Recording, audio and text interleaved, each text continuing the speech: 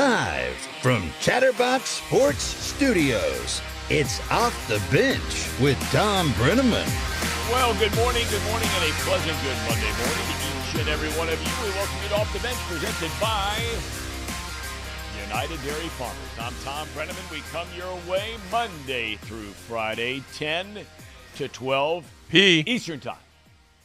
Many of you already on YouTube. You can find us there. Chatterbox Sports page from our Chatterbox Studios right here in downtown rainy, cloudy Hamilton, Ohio. If you'd prefer to join us in podcast form, by all means, search Off the Bench with Tom Brenneman, and you're dialed in. We got lots to cover today, boys. Good morning. Everybody have a good weekend. Casey, Paul, Jacob, Elliott. Great weekend, Tom. Doing great. Tom, happy Father's Day. Thank you. Had a great weekend. Baseball was great. The Reds kept winning. Watched a little U.S. Open. Enjoyed the Father's Day yesterday with my dad. It was a good weekend. Very nice. Casey, did you see your dad yesterday, although your bride injured yesterday? Yeah. I saw my dad on Saturday. Okay. Yeah. We hung out on Saturday. We went to Diggs Sports Bar and Grill. Yep. We played some sand volleyball, hung Nice. out there. And then Sunday morning, we had dinner with her family. Or not dinner, breakfast with her family. Okay. So hung out with that side on Sunday. But then your bride hurt her knee. Yes. Yeah, she we don't know how severe it is yet, but she had a non-contact injury to her knee, and it's super swollen right now, super painful. So, Well, we hope and pray she's all right. yes, that's what I was just about to say. Thoughts and prayers, please. Amen. Amen. We wound up on the Little Miami yesterday, a little kayaking. Ooh. Surprise for Father's Day. What did Luke get you? Just the most beautiful card you could ever ask for. That's perfect. I mean, it was fantastic. We were out on the Little Miami. Great day to be out there, kayaking, a couple hours, getting after it. Nice little dinner at home. Doesn't get any better than that. Wish every day could be like that. All right, here we go. A week ago, Friday, the Reds embarked on a 3-city, 9-game road trip. And that was following a shutout loss to Clayton Kershaw and the Dodgers on a Thursday afternoon. It was a series win over the mighty Dodgers, but 10 days on the road, you're thinking a pretty tall order. The Reds lost the first game of the trip to the Cardinals, a dismal team, but a bitter rival nonetheless. Well, guess what? The Reds haven't lost since. Your Cincinnati Reds are the single hottest team in Major League Baseball.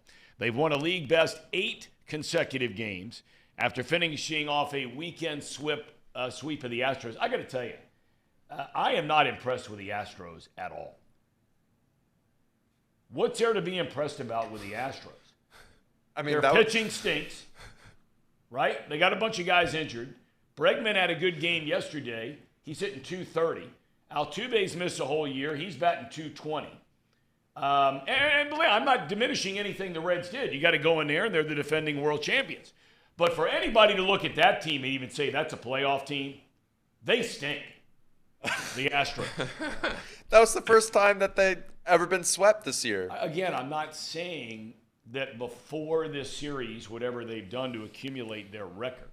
But anybody that watched that Houston team this weekend, that is not a playoff team. Now, they might be when we get a little later in the year. They get some guys healthy. But I wondered the whole weekend watching, what's happened to Bregman? Yeah. He had a good game yesterday. Had a couple hits, knocked in a couple runs. But this guy 2 or 3 years ago was one of the top players in the league. He gets this long-term contract, and anyway, it doesn't matter. We're talking about the Reds. Now, look, there are skeptics out there. I'm one of them who say, Tom, it's the Cardinals, the Royals, and the beat-up Astros. So what? Hey, look, you don't pick who you play or when you play them. And right now, nobody wants to play the Cincinnati Reds. We asked Friday, you remember, if this was, Paul Fritchner, the start of something big. We won't know for sure until sometime down the road. But right now, this team's rolling. You start on Friday night. It was a third straight time that it's the Andrew Abbott show. The Reds rookie left-hander wrapped up his third scoreless outing to begin his major league career, 2-1 win. Abbott is the first pitcher since the late 1800s to make 3 starts, going at least 5 innings without allowing a single run to start a career. He also set a franchise record, scoreless innings streak to start a career, passing Wayne Simpson, who set that record back in 1970. Then on Saturday, Jonathan India, 2-run home run. Will Benson had 3 hits, knocked in a couple, 10-3 rout. Hunter Green, his 4th straight excellent start. 6 innings of 2-run baseball to get his 2nd win of the year. And then comes yesterday, and you're thinking, all right, let's be honest, maybe a little bit of a letdown here. Houston jumps in front, defense a little shaky, pitching wasn't very good. But then came the Cincinnati 6th. Trailing 5-2, Jake Fraley just off the IL. Knocked in a run. Spencer Steer ties the game with a 2-run home run. In the 8th, India gives them with a lead with another home run, but the Astros would tie it up. You didn't have Alexis Diaz available. But then in the 10th, the Reds get 3 runs and win it 9-7. So here we are. 8 in a row. Tonight, the Reds return home to take on the lowly Colorado Rockies. First of a 3-game series, and the big story here besides the Reds' winning streak is Joey Votto back tonight. He's been all over social media, and I know you guys are all over social media. The big bus driver, right? Bus is on its way back and is parked in Cincinnati. Is Votto back? I mean, he's back in town after his 2nd rehab stint in Louisville. He has not played in the big leagues since mid-August of last year, as you know, undergoing a pair of surgeries, one to his shoulder, the other to his biceps. And while the numbers are not great this 2nd stint in Louisville, he is walking more, striking out less. He's hit a couple of home runs here. So, you made an interesting point, and Thomas is not with us yet, right? No. Okay, we're going to have Thomas Harding. He covers the Rockies for MLB.com. He'll be joining us in a matter of minutes. But, we were sitting here. We're going to talk more in depth about what are the Reds going to do if indeed they activate Votto. If you activate him, somebody's got to go. Somebody's got to go. The Reds are 37-35. They're a half game behind Milwaukee for first in the NL Central. The Brewers tonight begin a series at home against red-hot Western Division leading Arizona. All right. First of all, you were saying, Jacob, you were wondering, is Votto going to come off the injured list for sure today? You said maybe not wait. I would hold off till Wednesday. I mean, we have left-handed pitching tonight and tomorrow night. Votto's struggled against left-handed pitching for what feels like 5 years now.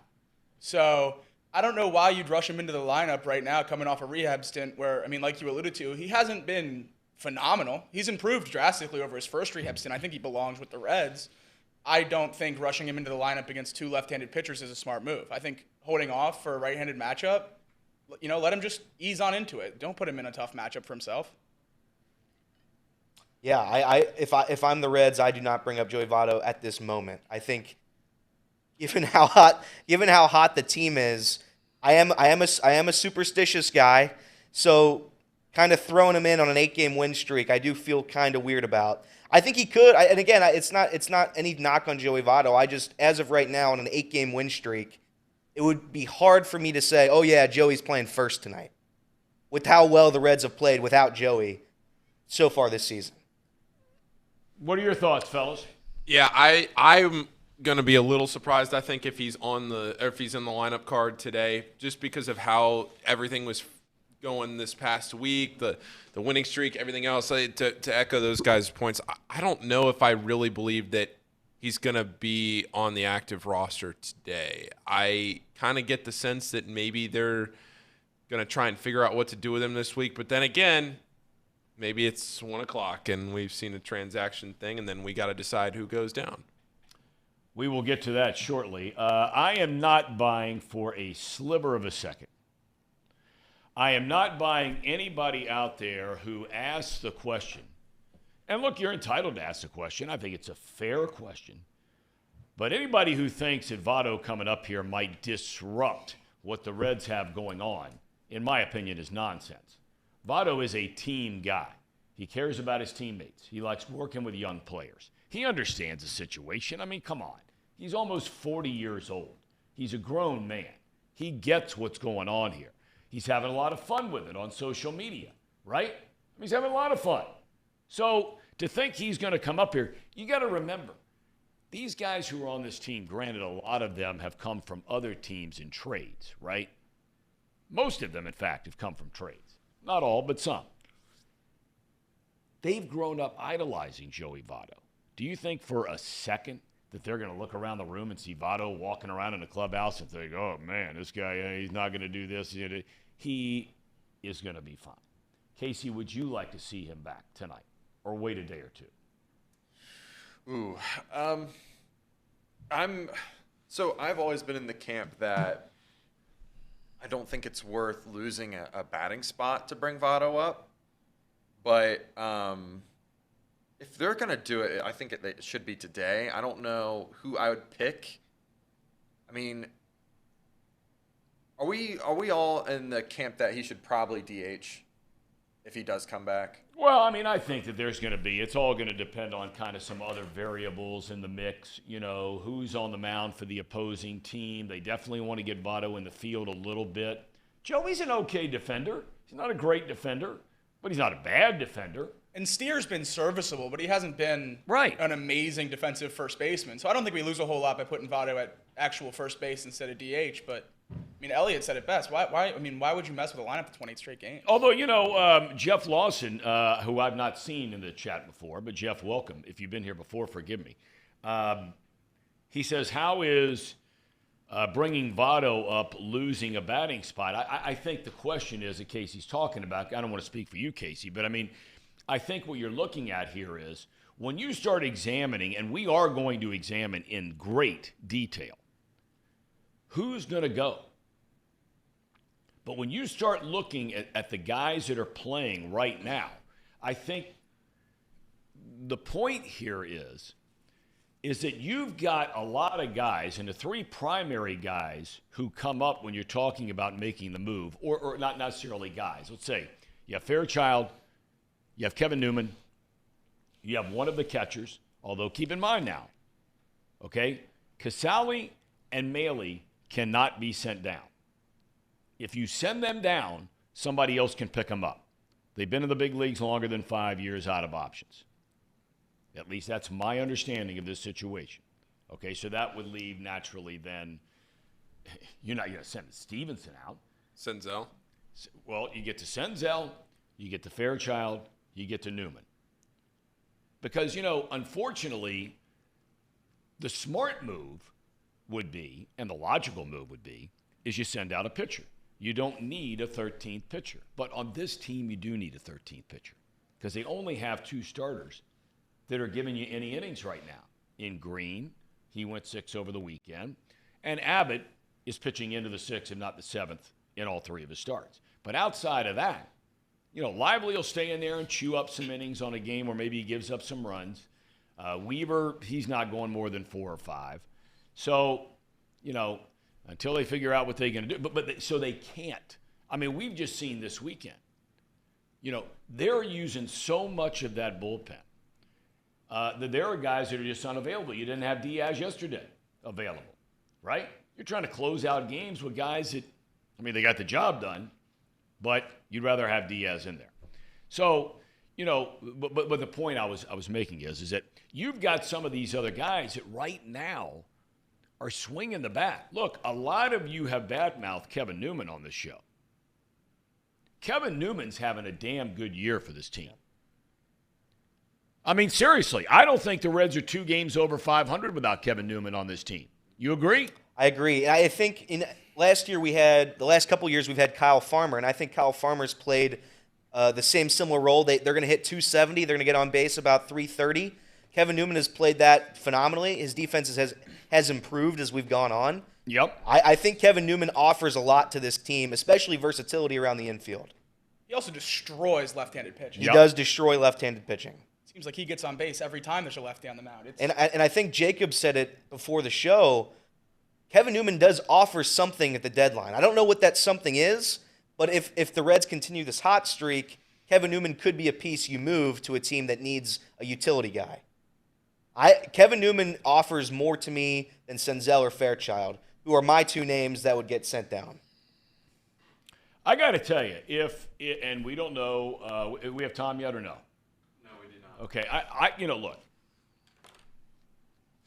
I said on this show last week that it's time now to change your expectations, and the Reds are going to be a disappointment. You may not look at it at the end of the year because it would mean you've made significant strides from last year to this year.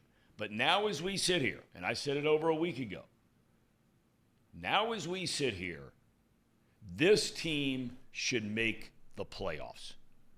They should make the playoffs. This is a talented roster and only getting more talented literally by the day. Think about your talent level. Okay, we don't know what Votto's going to bring. Everybody's hoping it's going to be a nice story, but we don't know. Okay, he doesn't know. But Will Myers is still a pretty decent player. He just got off to a bad start here. He has had a really good career. Will Myers would have a chance to help you win games. Encarnacion Strand, when they bring him up, that is going to, again, significantly increase the level of your talent. Okay? So, why am I saying all this?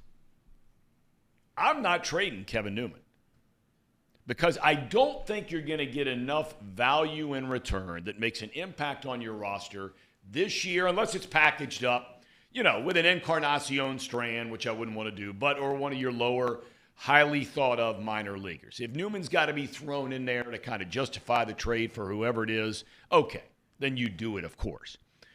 But I got to tell you, if you're planning on winning and knowing all the different positions that this guy can play, I'm not shipping Newman out of town. I agree. Unless the value you're getting back for Kevin Newman is better to this team right now than Kevin Newman hitting left-handed pitching at a 300-plus clip and playing a good shortstop, second base, first base, third base. Like, he has a role on this team that is crucial to winning right now, and especially down the stretch when injuries are inevitable to happen. He can play everywhere in the infield, and he hits well. So, I don't know. I just think the guy's a ball player. I think he's a gamer. And, you ask him to do anything, go anywhere in a day and age where we wonder, well, would this guy move? Would that guy move? Blah, blah, blah, blah, blah. The guy, he just seems to be clutch to me. Is that a fair assessment? I agree. If we're serious about making a push down the stretch, keeping a guy like Kevin Newman is exactly what, a team like that needs.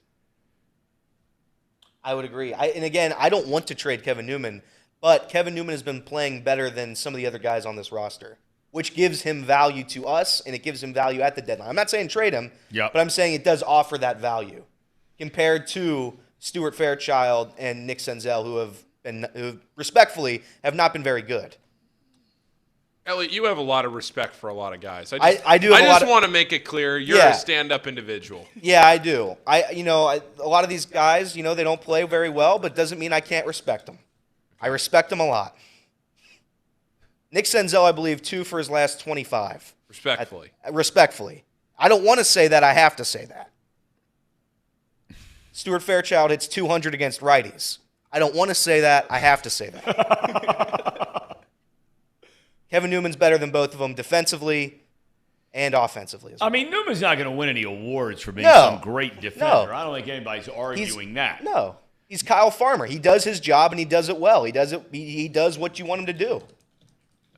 I was looking up something here a second ago. I thought I had it up. I don't. But I'll get to it before we start really breaking down about who's going to stay and who's going to go as we're continuing to work on Thomas Harding. Is it a technical issue with us, you think, Case? I wouldn't know. If he's at an airport, I don't know if it's... Oh, is that where he is? I don't know. But he got the link. Has he tried to sign in? Yeah. He said to me... Maybe he can't see. He says, I can see the video, but nothing else. I sent him an email. Okay. All right. Okay. All right. Let's get to a few other things here, and then we'll hopefully circle back to Thomas Harding in a minute. Did you see this story in Atlanta yesterday?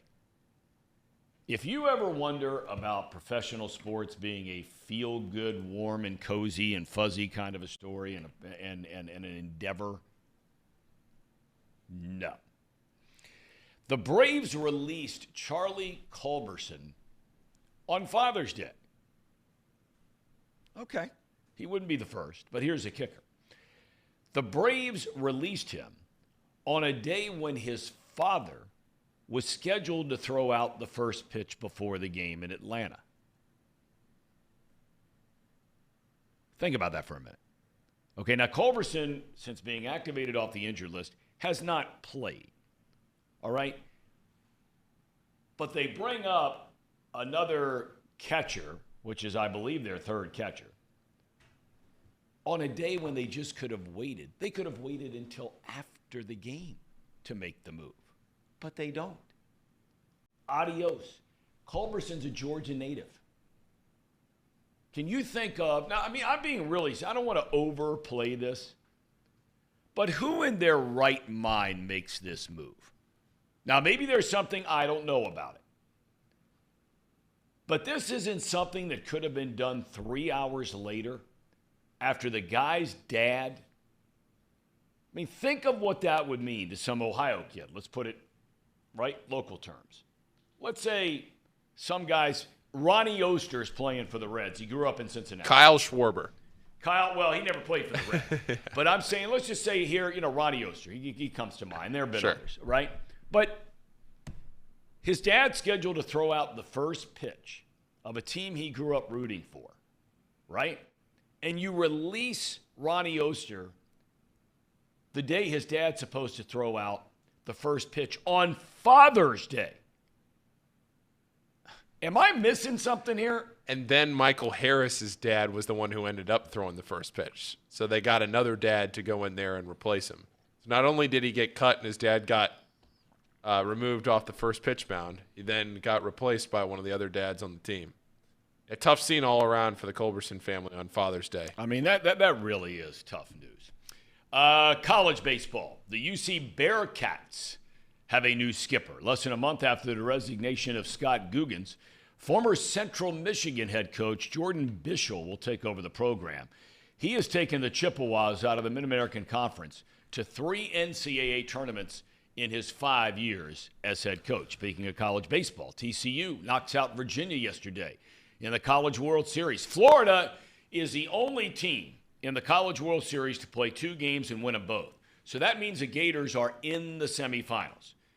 2 elimination games tonight, and really, this is must-see TV if you're a college baseball fan, because you've got some of the biggest names and the biggest programs that are facing an elimination game tonight. You've got Stanford taking on Tennessee, and then you have number 1 Wake Forest taking on number 5 LSU. LSU this year has been ranked number 1. Yeah, LSU spot. I don't know how many people we have that are listeners that are college baseball fans, but if you are and you've watched Paul Skeens pitch this year and you saw what Paul Skeens did the other night, I mean, that is a performance that will go down in the history of college baseball and a College World Series, what Skeens did the other night in Omaha. This LSU team is a lot of fun to watch, but so is Wake Forest, and one of them's going home.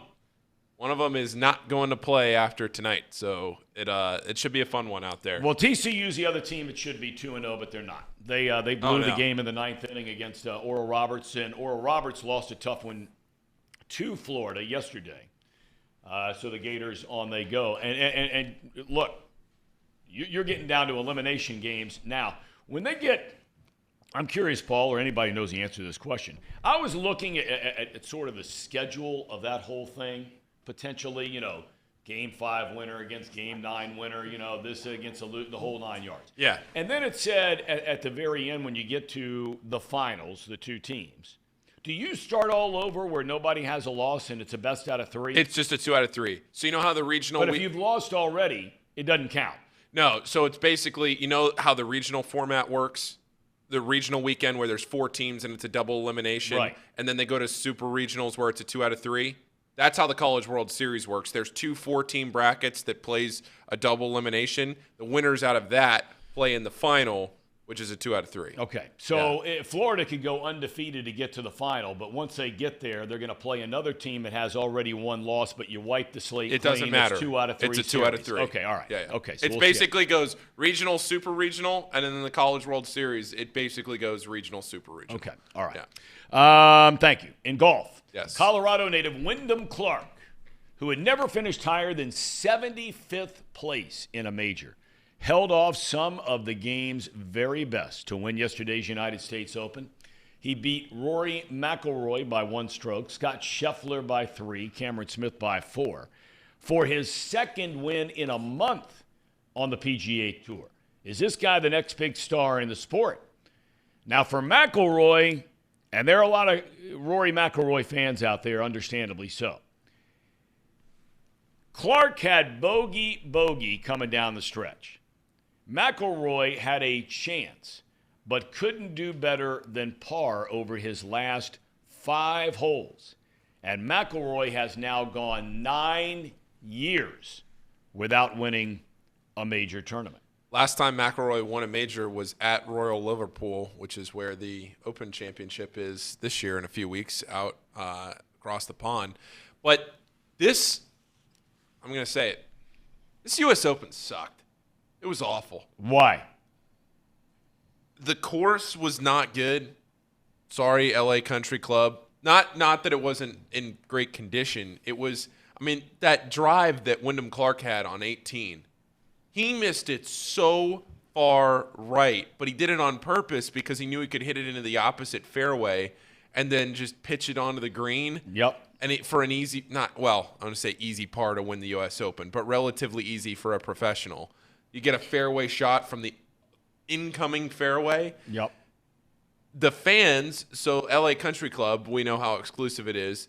The fans, you could only buy so many tickets because LA Country Club had bought up an allotment of the tickets to the public. That's a separate story in and of itself. It felt like the John Deere Classic or something. You know, it felt like some random tournament in, the middle of May or something somewhere. It did not feel like a major.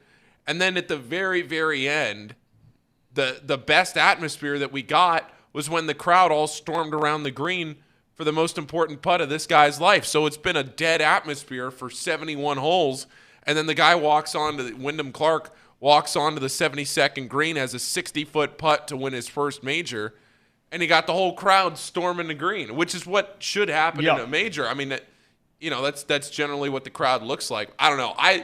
I did love being able to watch golf at 9:30 Eastern time. That was awesome. That was awesome. So I'm not complaining about that, but maybe I'm off base, but this just did not feel like a major. Well, I mean, when you look at that story, the whole ticket thing, and our son Luke pointed it out to me, I mean, people are ripping the USGA up one side and down the other, right? Whether you're talking about the course, the very first day, for the first time since 1973, you have 2 players shoot 62 in a round, right?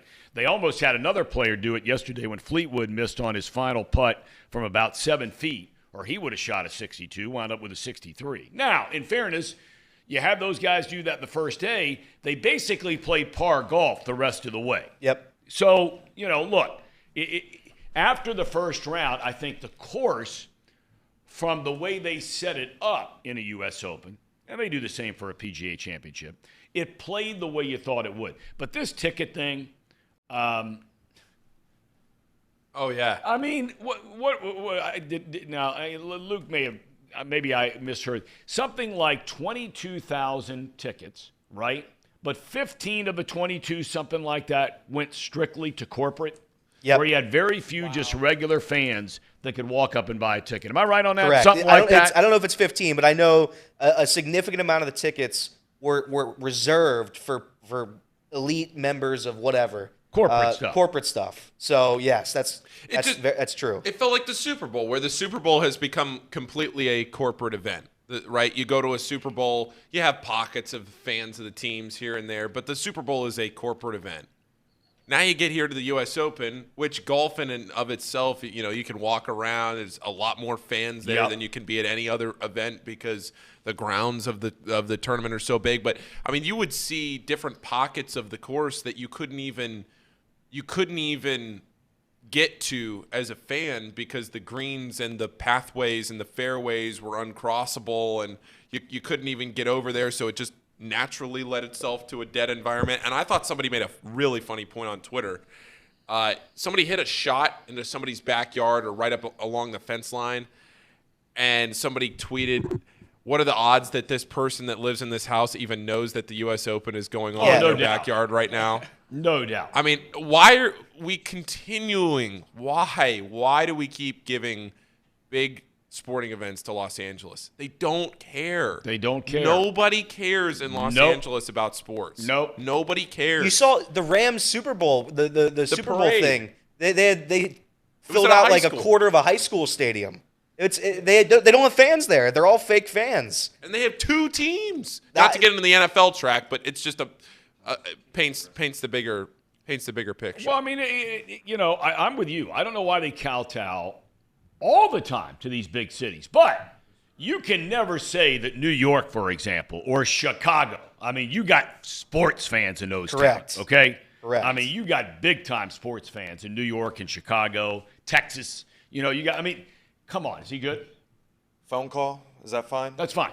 That's All right, fine. We're just he's going to get a ready. preview from Thomas Harding. He covers the Rockies for MLB.com. But, yeah, I mean, look. Yeah, I mean, L.A., forget it.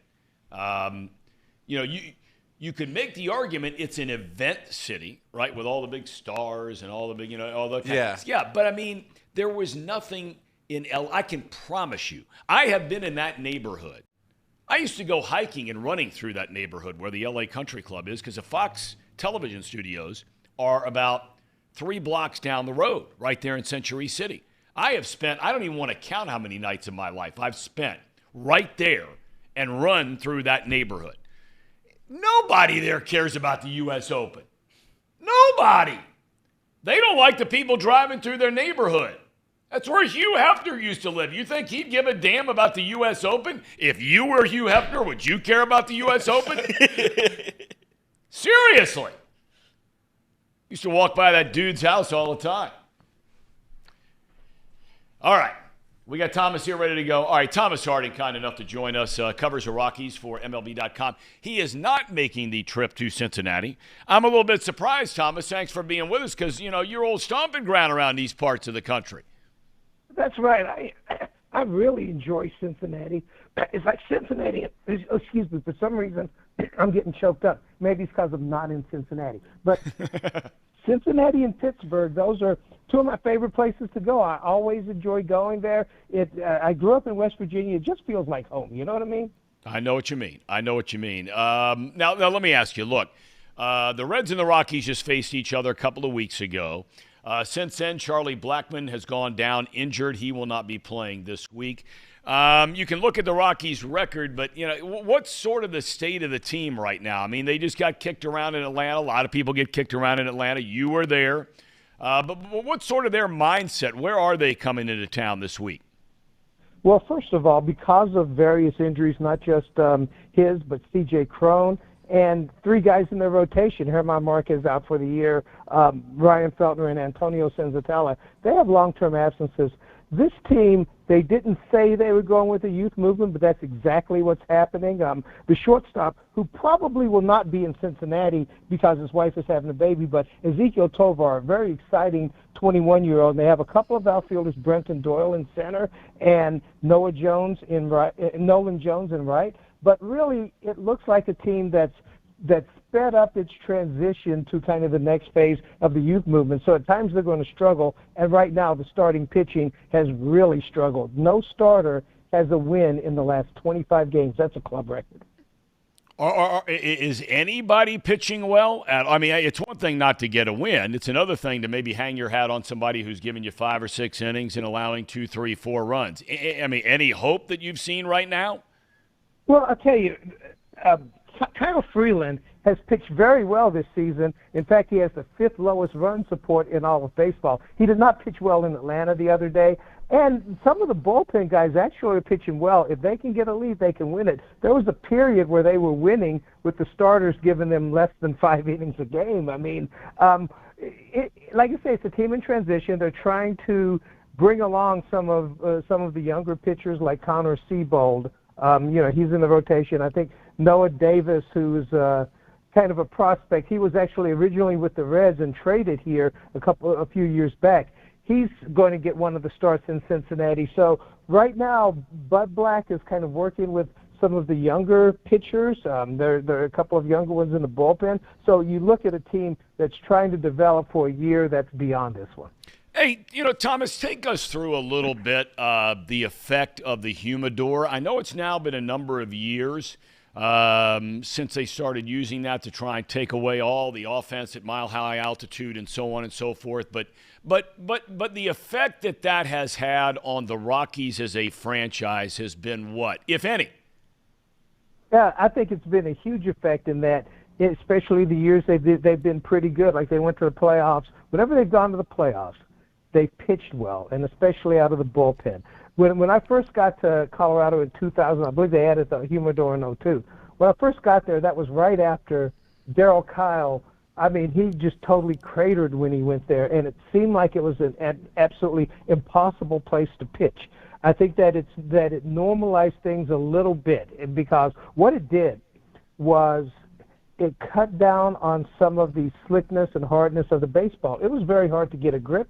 And when the ball hit the bat, it was really, it really came off the bat really hard. So basically what they did was they normalized it somewhat. I don't think it's as normal as other parks, but it is possible to pitch there. It's still hard to pitch there for a long time, but it is possible to pitch there. I wonder when you sit in division, and the Reds don't play in a division like the Rockies play in, where you have 2 or 3 teams spending hundreds of millions of dollars on their payroll. That doesn't guarantee you're going to have a great year. Case in point, San Diego so far this year. But for the fan base, and I've long argued that you put a decent product on the field, there are very few fan bases in sports better than baseball fans out in your region, out in Colorado and the states surrounding Colorado. You always got to have hope, right?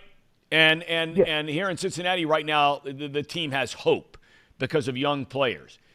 Being in that division, having the kind of year the Rockies have had the last couple of years, is there still hope out in Denver, or are things getting a little towards the apathy side?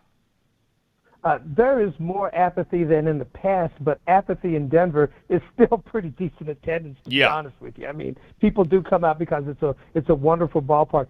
Here's the deal with them, is that and if you look at various prospect lists and everything else, it looks like they have corrected some things in the draft. The issue is the pitchers are a year and a half or so away, the best pitchers of the crew. If they can get back some of their injured guys maybe next year, they have a chance to be competitive. But you're right, this division is pretty murderous. I've kind of argued that the best thing for the Rockies would be if the league expanded by 2 teams and maybe put one in the West, to where Denver does not have to be in the division with San Francisco and Los Angeles. I mean, you have the Rockies have never won a division here, although they have gone to the playoffs a number of times. But I think that actually, if they were in kind of more division in more the middle of the country, I think that kind of fits Denver. I think it fits the market size and everything else. I've always kind of advocated for I'm going to call it an American League Midwest division, where you have the Rockies, Kansas City, and the 2 Texas teams, because the 2 Texas teams, it really hurts their television having to be in a Western division. So if you put those guys together, yes, Houston's a monster right now. Texas is growing into one, but it still isn't Los Angeles. So and really San Francisco, they probably can spend with them. But if you put that together, I think that you would have a really good division there, actually. All right, let me ask you one thing. We got into a big debate here last week about Todd Helton and putting up his stats against Joey Votto, and how basically Helton in every category, including on-base percentage and OPS and slugging percentage, had better numbers at Votto, yet Helton has had to wait more than a handful of years now to get in. Are you surprised that he has not gotten in already? Well, 2 things. I'm not surprised he's not gotten in already, and I think Joey Votto may get in sooner, because there was such a debate about offense in this park, especially early in Helton's career. I think there are a couple of things that, from the Helton point of view, that I think people are finally starting to get because of Larry Walker. It's not only it's a wonderful place to hit the ball in the gap and things like that. It's a murderous place to go in and out of. I mean, there are people who come to Colorado and they're like, gee, I can't drink enough water. All those things going in and out of the environment you play a completely different baseball game when you leave Denver. The ball breaks differently, and for hitters, I think that Walt Weiss once described this, and this is kind of dating me a bit. He's like, when people come to Denver, their sinkers are mediocre. When you go on the road for the first couple of games, every sinker looks like Kevin Brown. So the ability to adjust back and forth, I think that was underrated. When I look at Joey Votto, yes, there are tight power alleys there, but look at all he's done in his career. I do think that Joey Votto will be a Hall of Famer and relatively soon. I think that he most likely will get in, have a shorter wait than Helton, and I don't think that's fair. Well, the bottom line is Helton still hit almost 287 as a player on the road. So, I mean, he wasn't some stiff. Now, granted, he tore it up in Denver. But anyway, we had that conversation last week, and we'll see how it all plays out down the road. Votto may be back with the team tonight. Last thing I want to ask you about, look, you weren't around for the parade, but what was Denver like with the Nuggets finally winning their first championship? Yeah, I've got to tell you, that was really meaningful there. When I first moved there in 2000, and it was before my wife and kids were able to come out, I was able to spend some time in Denver, and a lot of people that lived in the city itself, as much as they loved the Broncos, they had kind of a heartfelt feeling for the Nuggets because, the Nuggets in the late 60s and in the ABA and into the 70s were a very good team, and people have been waiting a long time for this. And that's a team that looks like it could win in the future. I'm not going to say dynasty. That's a tough word, especially when you've just won one of them. But if you look at the group that is together and actually guys that I think are maturing, not everybody on that team is the player he's going to be. I'm looking at Michael Porter Jr., who's going to get better. Murray seems to be taking off right now. This is a team that will be a monster for a few years. I agree with you. Well, Thomas, I know you're busy catching a plane and getting back home. Belated Happy Father's Day. I know you'll get to see your kids when you get back home. Hopefully you do. And thank you so much, man. It's great to hear your voice, and I look forward to seeing you, I hope, in person, because you're one of the truly really good guys in this world, man. Man, I can't wait to see you in person either. And the way that you and your dad welcomed me onto the beat, I will never forget. And all the best to you, and Happy Father's Day to you too, Blake. Thank you very much, Thomas. Safe travels, my friend. Godspeed ahead. Thank you. That's a good guy, man. I mean, you talk about a guy easy to like, warm smile, just a great dude. Thomas Harding, and we thank him for his time. He really does love coming back to this part of the country. One thing we didn't cover, and we're going to get to it later. So there's two things we're going to get to a little bit later on. One of them, the Bob Huggins story. Yeah. He brought up West Virginia. That's where Thomas grew up. We knew what happened with Huggins a month ago on the radio here locally with Bill Cunningham. He was able to survive that and keep his job. And then over the weekend, he's in Pittsburgh. It's about 8:30 on a Friday night. He gets pulled over. Flat tire shredded is a description, I think, in the article. Yep. Turns out he was over the legal limit for alcohol consumption, and he has resigned as a head basketball coach at West Virginia. The easiest thing in the world is to sit here, and this is where I talk about him all the time. This is where the haters come out of the woodwork. They literally crawl up through the cracks in the floor.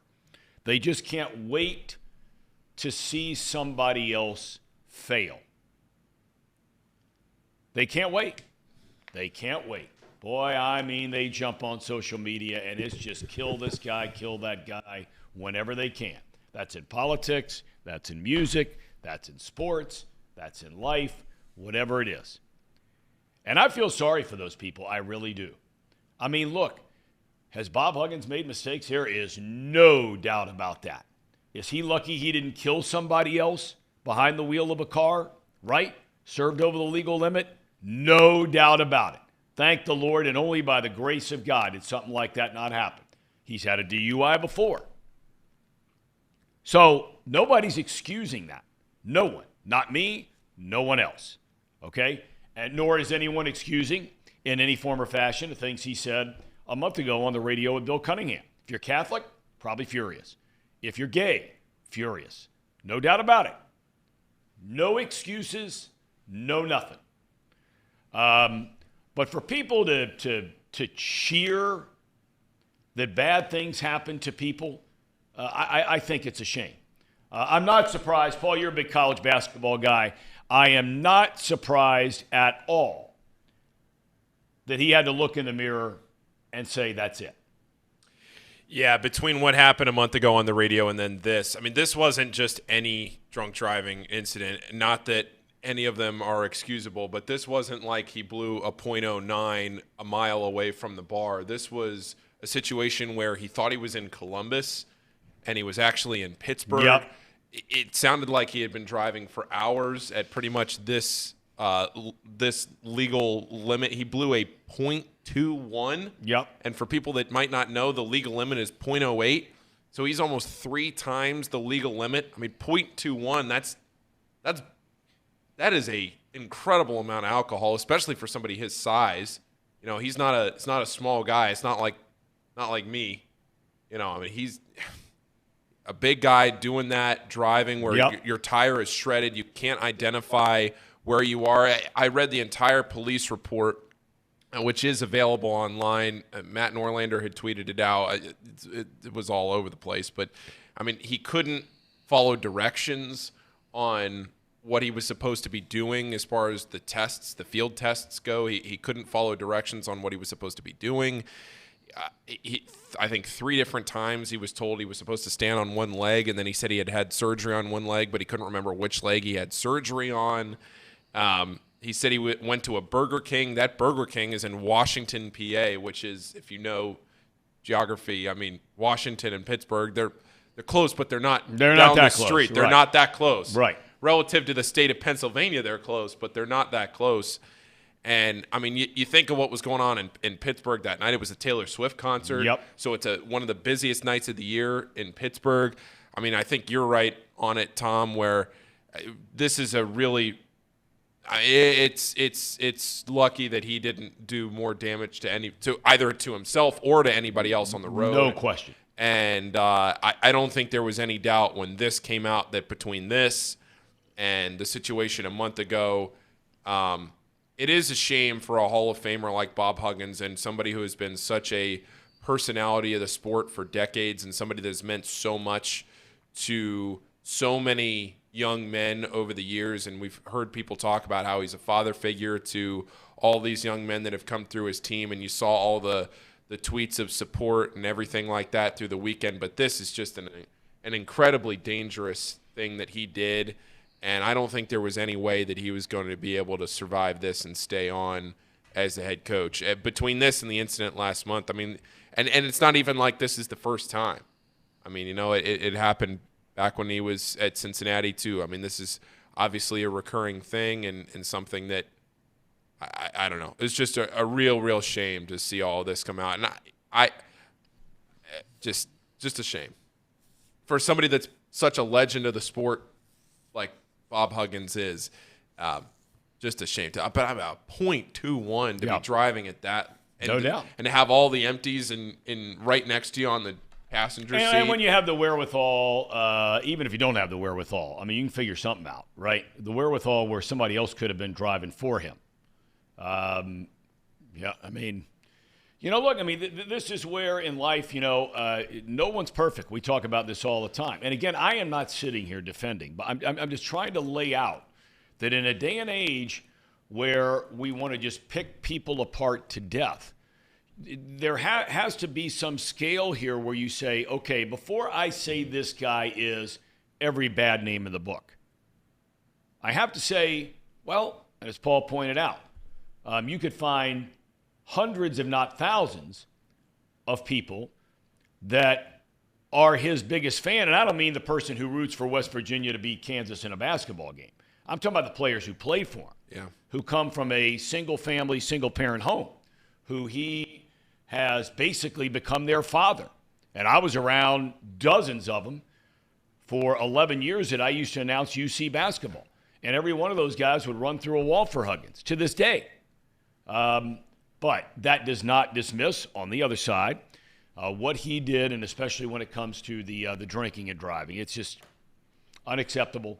And, You know, I pray for the guy that this fall from, you know, this plateau he was on in his professional career. I hope and pray that somehow, some way, that he can get his life together, because he says now he really needs to just focus on his family and his health. He's not looked good for a long time, gotten very big. You know, look, he's always been the kind of guy that would go out after a game and sit around with the broadcasters or whatever. Dane O'Neill wrote a column in The Athletic yesterday, how she went to West Virginia 2 or 3 years ago, and that Hugs had a bar in his office.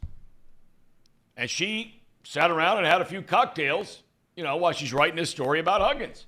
That was the lead of the story. Dude's got a bar in his office. Thought it was pretty cool. And then she went on to say, naturally, that, you know, that still doesn't condone the drinking and drive. It's just, it's too bad, and I just hope that we read that better things are ahead for Bob Huggins, and I don't mean as a coach.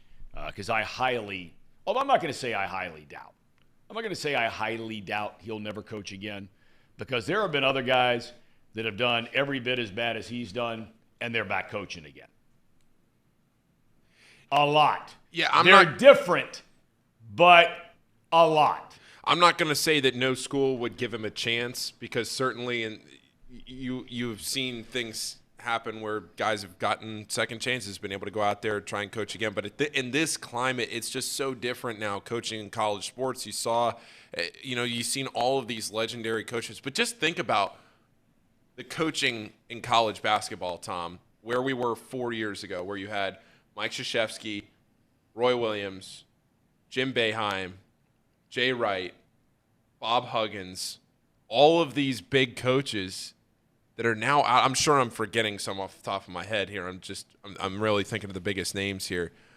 But all these coaches that have meant so much to the sport over the last 20, 30, 40 years, and now this whole new regime of coaches has come in. It has changed the sport, and a lot of it has to do with the transfer portal. And, for somebody like Bob Huggins, who has been around for so long and who has had a few stops at Cincinnati, Kansas State real quick, and then going over to West Virginia, it would surprise me if he went anywhere else. It really would, because you're not going to see Bob go for 1 or 2 years to go somewhere just to say he was doing it as a redemption tour. I'm sure a small school somewhere would take him, but he's not going to do a Rick Pitino where he goes to an Iona to coach for 1 or 2 years. Bob Huggins isn't doing that. I don't know. But you just brought up a name where it worked. If Rick Pitino can get hired, I mean, Rick Pitino, I think these situations are very different.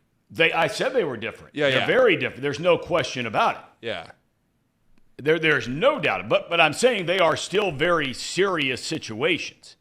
Yeah. Right? Yeah. I mean, there's some personal situations, right? There's some recruiting situations and sanctions, right? Yep. So I'm saying, they're very different. Yeah. But, I mean, there's still blots on the screen. Does that make sense? I mean, it's a different sport, but Auburn just hired Hugh Freeze this year to be their football coach. At the end of the day, these big programs, all they care about is winning. That's exactly winning is what right. makes Bobby them Petrino. If Bob Huggins gives a big program the best chance to win in a couple years after this all kind of blows over, I don't know that he's completely done for. Yeah, I mean, look, we're all flawed. Boy, I really want to tell you, Scrubble Horace, I think he's new to the chat. Boy, I tell you, you have really lent so much to the chat today. Uh-oh. Saying Thumb Branaham, I guess that's me, right? Seems to be talking about falls from grace from personal experience. Boy, now there is some enlightening material there. That's precisely what I'm talking about. Precisely. All right, we're going to take a break. And when we come back, fellas, we're going to get into this whole Reds thing. First of all, the way they played over the weekend, the way they're playing right now, 8-game winning streak. So we'll talk about, I mean, they're playing great. They're playing the best of anybody in baseball. That's number one. Then we're going to talk about this Votto thing and really get into, we started to touch on it a little bit. If he's activated, who goes? When Will Myers is activated, who goes? Will Myers. When Christian Encarnacion Strand comes up, who goes? Oh, man. All right. Ham and Eggers, take it away. It's that time of the show, the Ham and Eggers. These guys are great. Trust me, I would know. I introduce all the best segments. Well, we mentioned that their UC baseball has a new baseball coach. So we'll go with the Bearcats report today. Bob Huggins, Bearcat. That's also true, Jacob. So we'll go with the Bearcats report, and it is brought to you by Encore Technologies. Encore Technologies provides IT solutions for a data-centered world with a suite of services from mobile computing to desktop to data center, supporting both centralized and work-from-home computing models to improve efficiency and Productivity. That's right, Casey. Visit Encore.tech. The path to innovation begins here. Also, we've seen a lot of you tweeting about Pawnee Water. Seen some pictures. Reed's been tweeting about it. People have found it out in the wild. Pawnee Water, PAHHNI water.com. It's made right here. It's right across the street. Made right across the street in Hamilton. It uses natural limestone filtration, unlike the artificial processing that many other brands use. And the result is a healthy alkaline water that is also the best tasting water in the world. It is very good. And if you look at the ingredients list, it just says water. There's no any additives to it. There's nothing to it. It is just water. You can visit their website at pawneewater.com. That is PAHHNI water.com. PAHHNI water.com to see where you can buy it. Drink Pawnee Water, get your coffee from UDF, bet with Brett Fred, and get your technology solutions from Encore.tech. Also, July 17th, the Reds game. It is the Reds Chatterbox outing. Trace took care of it. He rented the riverboat deck. I don't know what tickets are going to look like as far as pricing goes or anything like that. But I know a lot of people are already excited to get there. You will get more information later about what's going on. But right now, all we have to tell you is the date. July 17th. It's a Monday night. The Reds are playing the Giants. Be there July 17th. Anything I'm forgetting? Like the show, people. Oh, yeah, There's like the stream. 250 of you in here. We have 67 likes right now. We have over 250 people watching. If you're a new viewer, thanks for watching. See, probably a lot of people coming over from the Chatterbox Red stream. So if you're a new viewer to this, we are live here from 10 a to 12 p every Monday through Friday. We have a big week. I'm not gonna spoil it just in case we don't lock down some of the guests for the week. I'm very excited about our guest for tomorrow. I'm thrilled. I'm not going to give away who it is, but if you're a fan of Seinfeld, you will love tomorrow's guest. Love tomorrow's guest. I am ecstatic about tomorrow's guest. That's the way you're talking about our guest tomorrow? No spoilers. Well, no, I had spoilers. to give a vague spoiler. If I gave the baseball one, everybody'd know. Okay. Give a vague We're one. excited. I hope something doesn't get messed up. So I say messed up because, look, technologically speaking, sometimes you get in hotels, you get wherever it is you are, at home, whatever it might be. This guy will be joining us, I'm assuming, from his hotel tomorrow. But no, I got it. Look, I'll give it away who it is. It's Keith Hernandez. Now, you talk about a great baseball player. That guy was a great baseball player. Total gamer, total winner, great on defense, arguably the greatest defensive first baseman to ever play the game. And man, could he hit. And he has a new book out. Talks about how he used to run the streets all the time. He was notorious for a guy that loved getting out and about. But I got a really nice note from him yesterday. Apparently, unbeknownst to me, about 4 or 5 people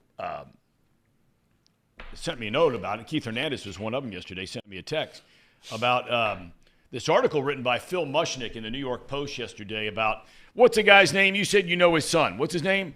Craig Carton. Craig Carton. He's got a new show coming up on FS1, right? He just left WFAN to go to FS1. Right. And he was a talk show host in New York City, still is a talk show host, sports talk show host, who went to jail. Right? Embezzled a bunch of money. I'm not quite sure exactly what it was. So millions and millions of dollars. Went to jail, spent time in jail. recovering gambling addict, right? Correct. And how he is now getting a chance to resume his career. And Phil Mushnick, longtime columnist in the New York Post, made reference to a couple of other guys in broadcasting, me being one, that should get another chance to get back in the booth. And but Keith was really nice, said he read it. I just wanted to say hello and say Happy Father's Day. I tried to get him on the show when the Mets were in town earlier, and he couldn't do it.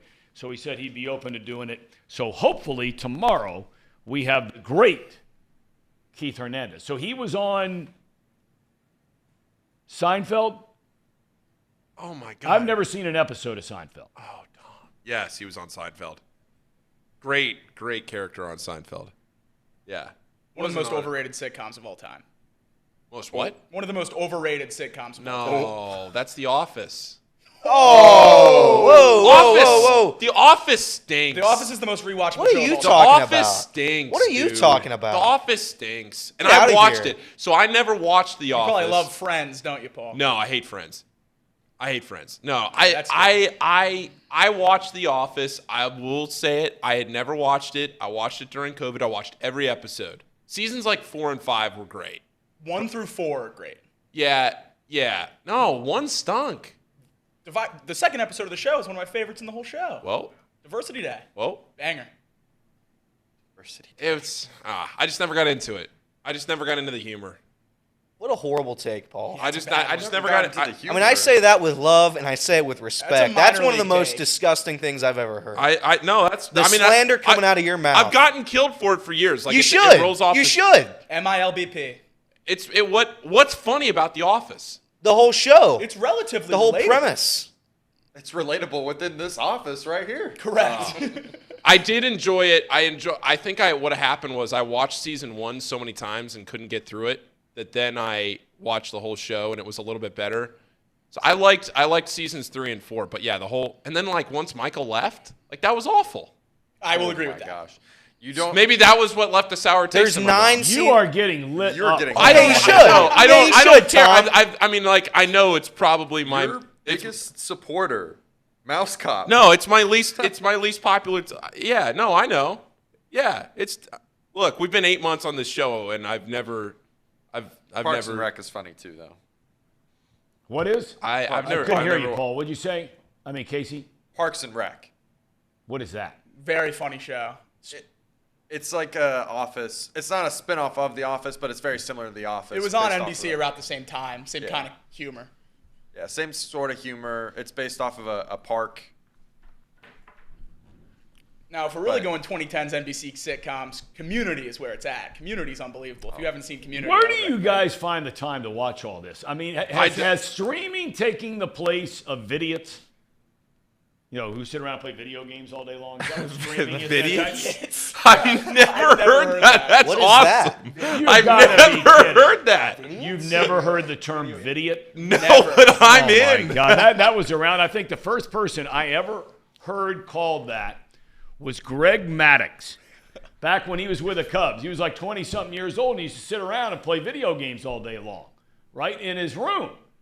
And somebody, I can't remember who it was, that was the first time I ever heard the term, referring to Greg Maddux to his face, he was sitting there, referred to him as a vidiot. So I'm asking the question, have streaming shows now replaced the vidiot? Yeah, I don't know. I'll be honest. I don't really watch. Seinfeld's the only comedy that I just leave on reruns. I've seen it so many times, start to finish. I just kind of go back over it.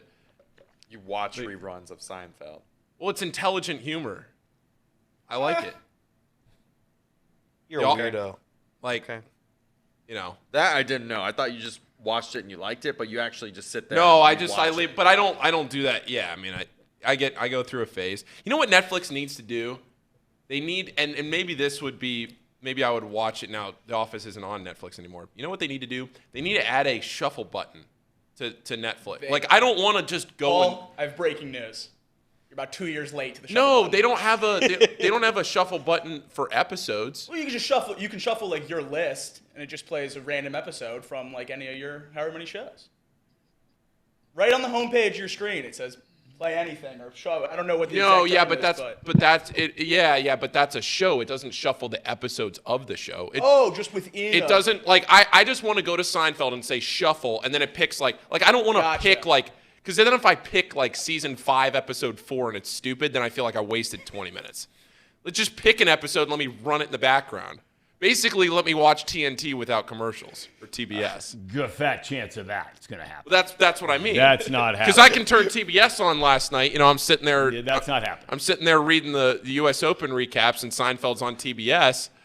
I want to do that without commercials. Chad with the super chat, $5. Best show ever made is the Andy Griffith Show. Great show. I do. Which is such a Chad thing to say. I watch too. that every night. I watch great the Andy show. Griffith Show every night. Not my own choosing, but I do. What? I got a couple My people in the parents, chat. my parents have. That show was made in 1875. Oh, don't get me started. That show was made in 1875. Don't get me They didn't even started. have cameras when they recorded that show. Brother, It's I know. a great show. It is a great show. Great show. Don Knotts was in there. Oh, yeah. Ronnie Howard was a little boy.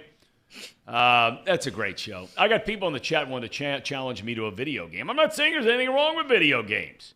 Nothing. Nothing at all. If you like playing them, go play them. I don't care. I didn't say anything bad about it. I just told you a Tom, word have you heard of Rocket League? That's No. what so Rocket League it's basically soccer, but instead of people kicking the ball, it's cars. It's race cars. So that's what they want to challenge you in. Live so, streaming Tom playing video games would get numbers. You're a race car trying to get a soccer ball into a goal. Boy, I'll tell you. I mean, wow. Says get Rocket League right here in our office. Everett says we got to do it. Drew Garrison. Tom, you must publicly state that you're scared to 1v1 me in that. Yes, I am. I am because I don't know how to play. I'd be humiliated. I do enough of that on my own. All right, let's get to the Red Legs here.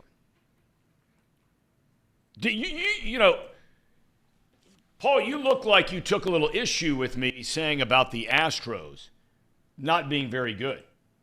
I want somebody to tell me one thing they saw just from the last 3 days. Now, I know that's a small sample size. I want somebody to tell me. Matter of fact, why don't we go over the last 3 weeks of their season? Almost the last month of their season. And I want somebody to tell me what it is they like about the Astros. And again, I'm not diminishing what the Reds did. You play who you play, and you play them when it says you have to play them. And we say on this program all the time, it's not who you play more times than not, it's when you play them. If you'd have played the Astros in the first 2 months of the season, outcome's probably not very good, right? Now all of a sudden here over the last month, they are a sub-500 team. You're nodding your head, Elliot. Yeah, well, they haven't played well. I think they lost to the Guardians. They've lost to the Nationals in a series. Now they've lost to us. To be fair to them, they've been dealing with some injuries. Yes, they have. Their top 3 pitchers were not available against us. Yep. Their best hitter, who is phenomenal, and Yordan Alvarez, not available. Yep. But to your credit, they've been losing some series to some very, very bad teams. So I don't know if it's a World Series slump.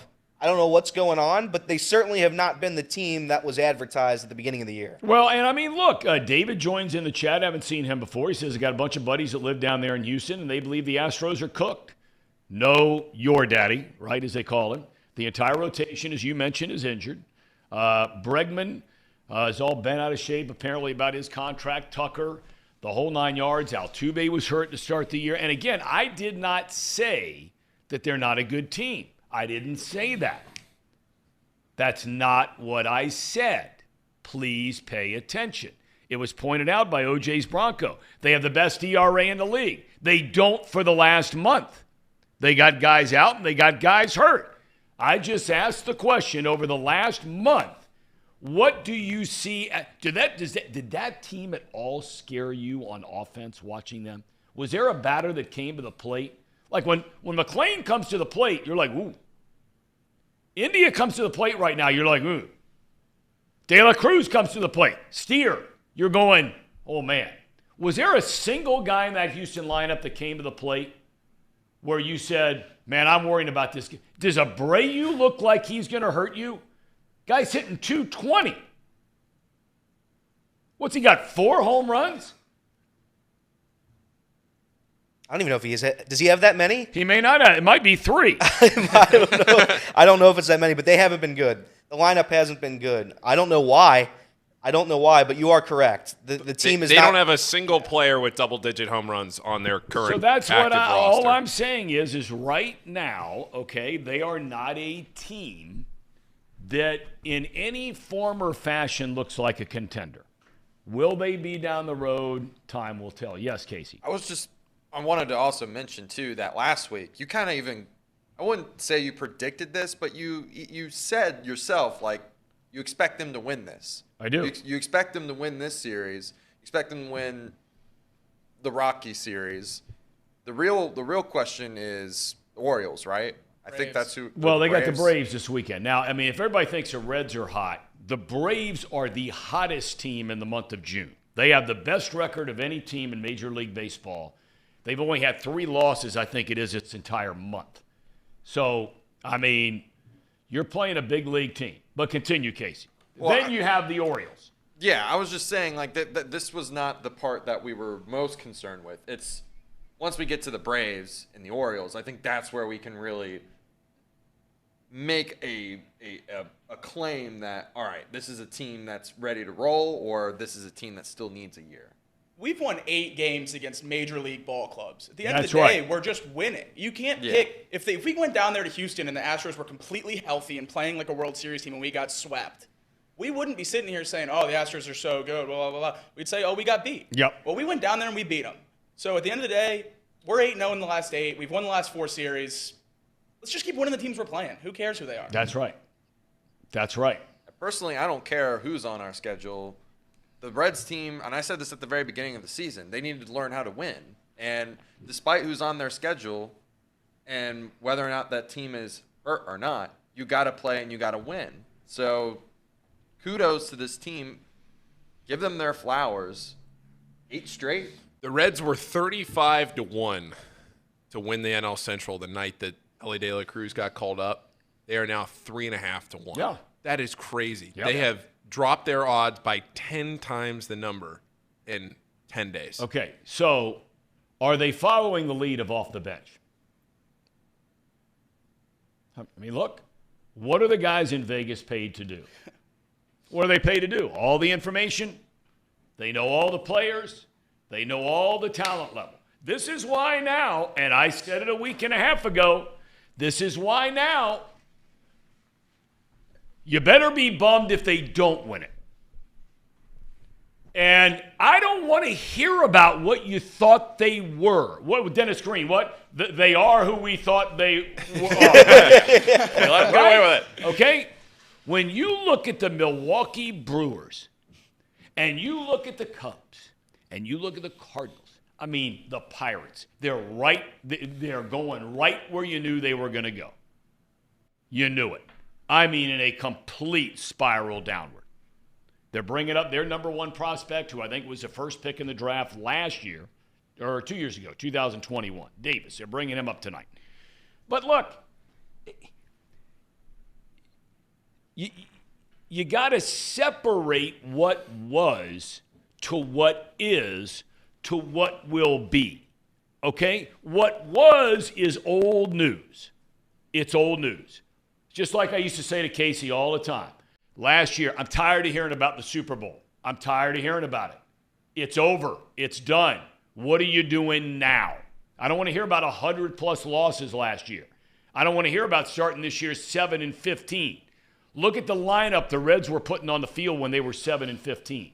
This is a very different team than that team and that lineup that was on the field. You got guys now that got 2-3 months in the big leagues. You got guys like Steer that have proven they belong here. You got guys like McLean who's up. You got De La Cruz who's up. You're getting Votto coming back. We'll see what he's got. Perhaps Encarnacion Strand coming back. I mean, you didn't have Andrew Abbott in the rotation. Yeah, you had Lodolo, but, I mean, look, Abbott looks pretty damn good. So all of the other stuff is old news. So what Vegas does is they say, okay, let's analyze the situation here for a minute. Let's look at who is their primary competition.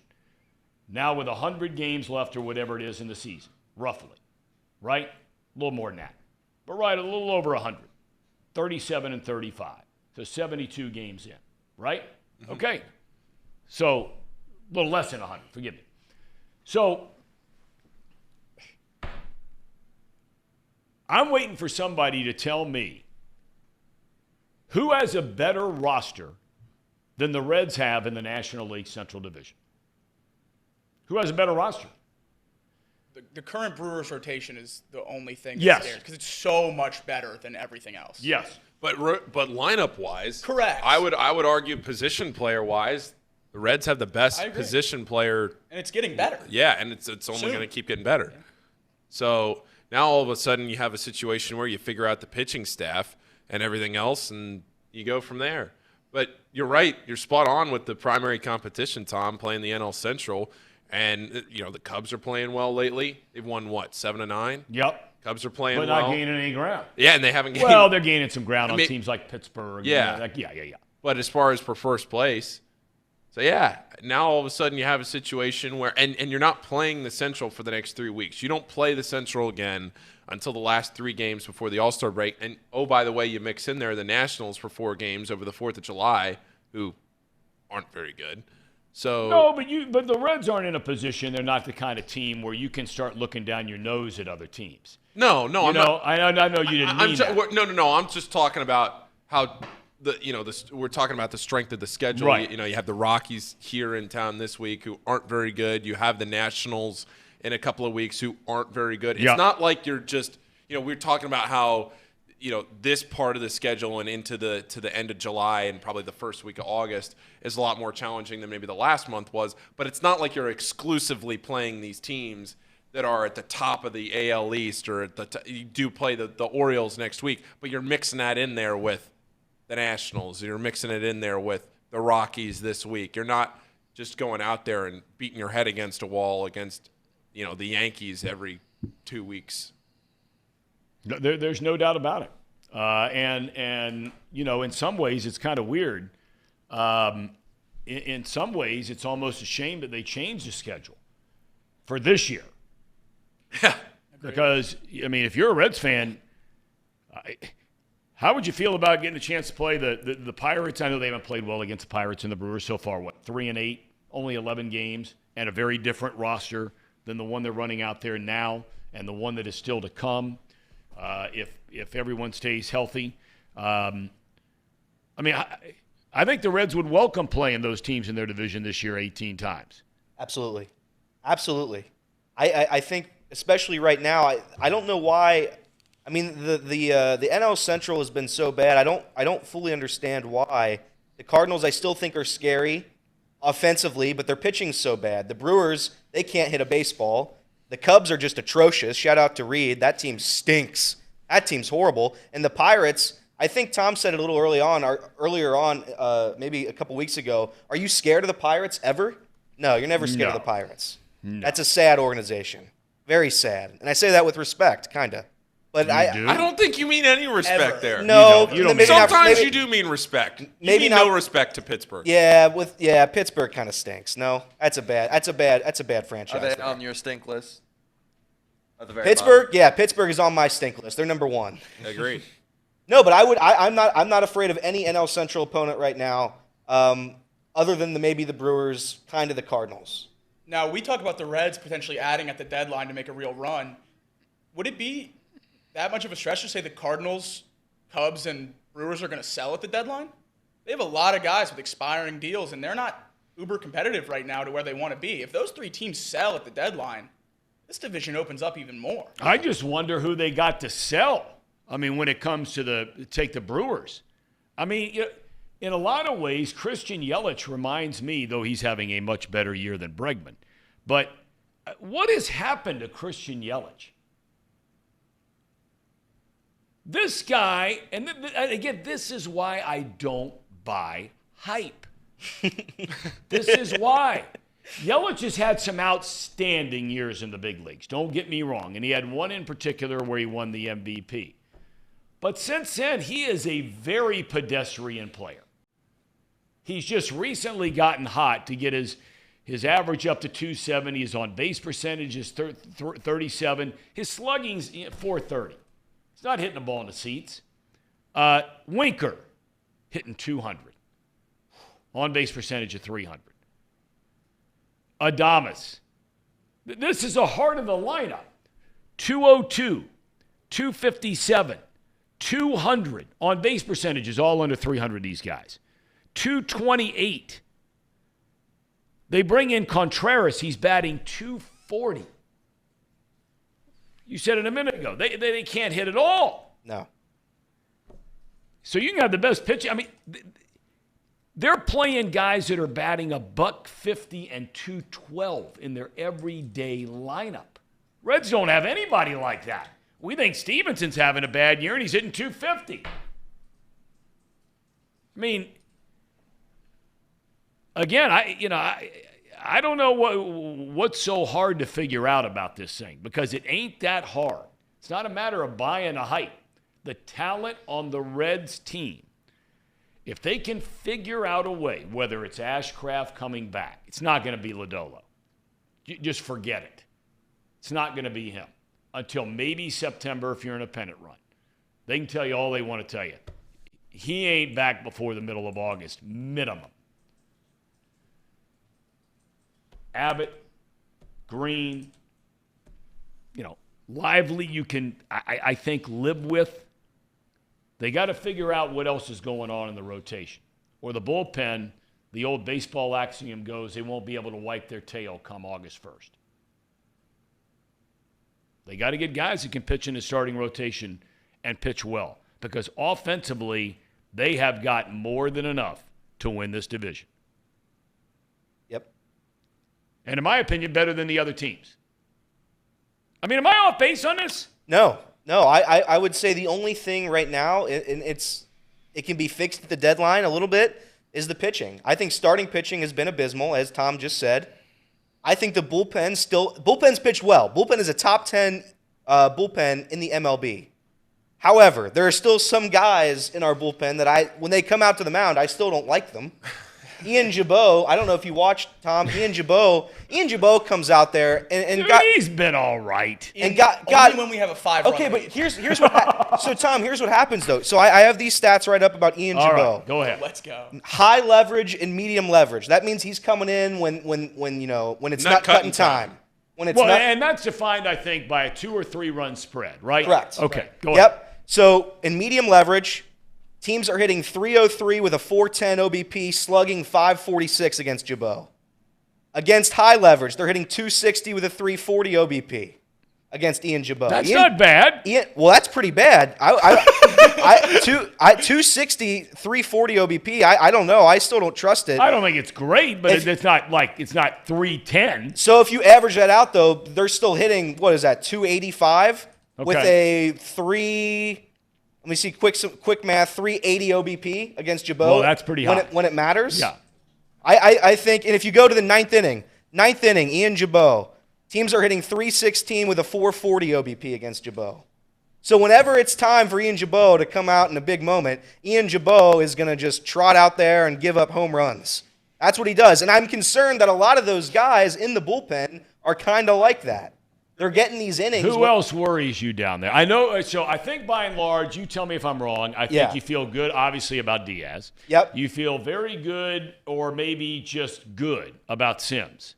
I feel good about Sims. Yeah, Sims is. I love Lucas Sims. Got great stuff. Yeah. Okay. I mean, he's not setting the world on fire now. I mean, he's been solid. Oh, we got to feel good about somebody. Okay. Well, I think big game Buck Farmer is on a little bit of a hot stretch. I don't buy the big game Buck Career year. hype. It is a career year. Career year. I think he's given up 1 earned run since the middle of May. He's been very, very good. I don't buy the hype. Alex Young against a right-handed batter, I don't love it. I think our bullpen has been given this run where they're coming in the 4th and 5th innings, and it's just boosting numbers right around there, and then we get to the 9th, and then we start to sweat a bit, yeah? So I don't know. I think. Well, the 9th you only sweat if Diaz can't pitch. Correct. Right. But again, why wasn't Diaz available? Has that come out yet? He pitched 5 out of the last 6 games before that. I don't think that's right. We had an off day. Yeah. And he pitched It was either 5 of the last 6 or 5 of the last 7 before that game. I don't know if that's true. I'll have to look that one up. I think that is That's true. a guarantee. Yeah, Okay. It's a Jacob true. Kissick guarantee. Okay. That is true. All right. Well, if that's the case. Oh, if wait a that- minute. Did he pitch in the game that they won 10-3 on Saturday? Diaz pitched. Yes. Diaz pitched the Yes. 10th, 11th, 13th, 14th, and 16th. That's 5 of 7, correct? So, yeah. No, but He I'm needed a saying, day off. did he pitch in a 10-3 win No, he pitched in his last game was the 2-1 win over Friday Houston. night? 2-1. So you had to give your closer 2 days off once you had a big lead, right? Yep. And yesterday they decided that he was unavailable. Yep. I got to be honest with you. I don't love it. I don't like the fact that you have to go 2 days without using your closer. 1 day, I get it. Okay? The guy's pitching 1 inning. Yep. And he's been, I think, the best closer in the league. I think he's our all-star for sure. No doubt about it. I think he has a 1.8 ERA right now. I don't think we're only going to have one All-Star. We're going to have 2, huh? With the way this team's playing right now, the national media, let's not say it. McLean is going to make the All-Star team. I think India will too if he stays healthy.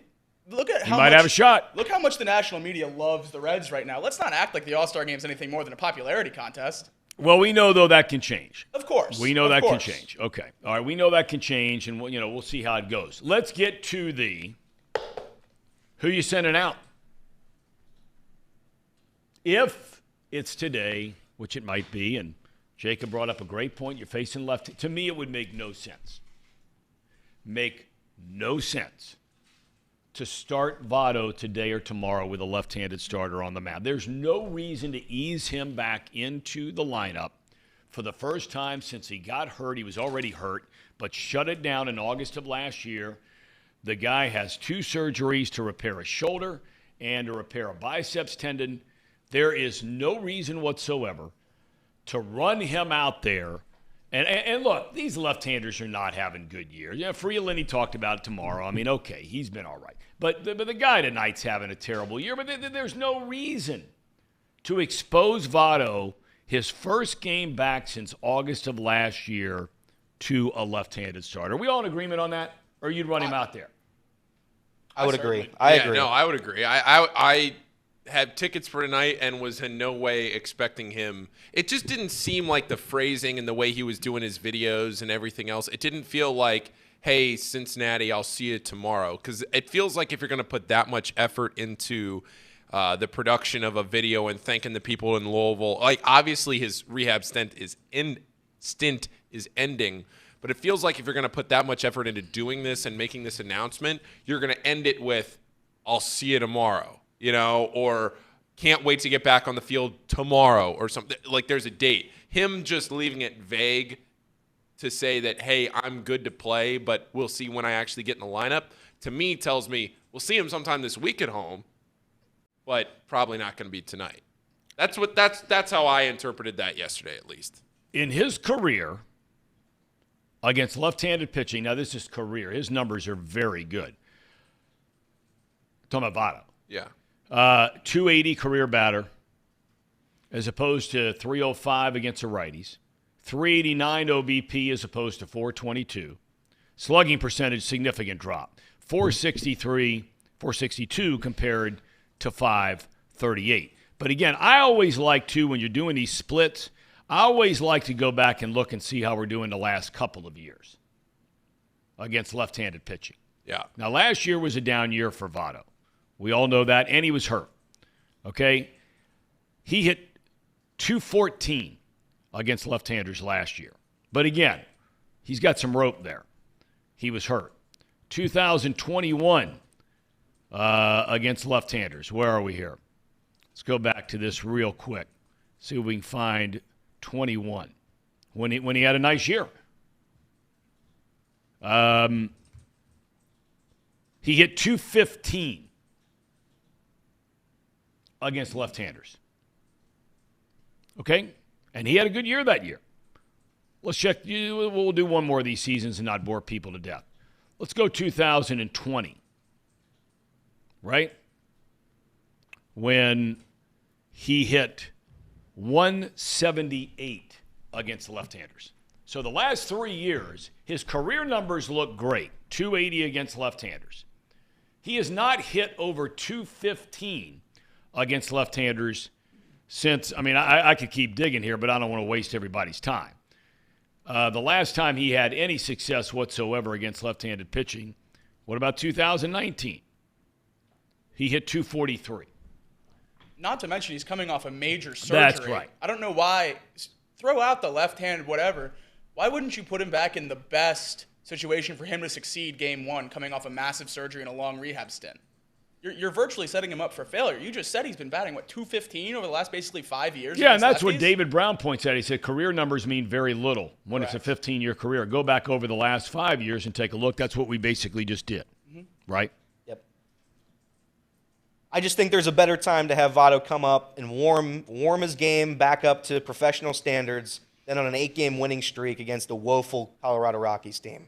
I think there's a better time to do it. I don't know when the time is. It's going to have to be soon, obviously. You're paying him $25 million. But I think right now, with the way the Reds are playing, just hold off just a little bit. He can still be it. The fans will love him. He'll get a curtain call still if he's not in the game. Fans will love it. Just, wait a bit. Okay, here we go for a second, though, right? We're talking about who's going to get sent out of here. Stuart Fairchild, to me, would seem the most likely candidate. That's my name. I agree. That's my horse. Been playing well lately for you. Yes, he has. Quite well. Yes, he has. Right?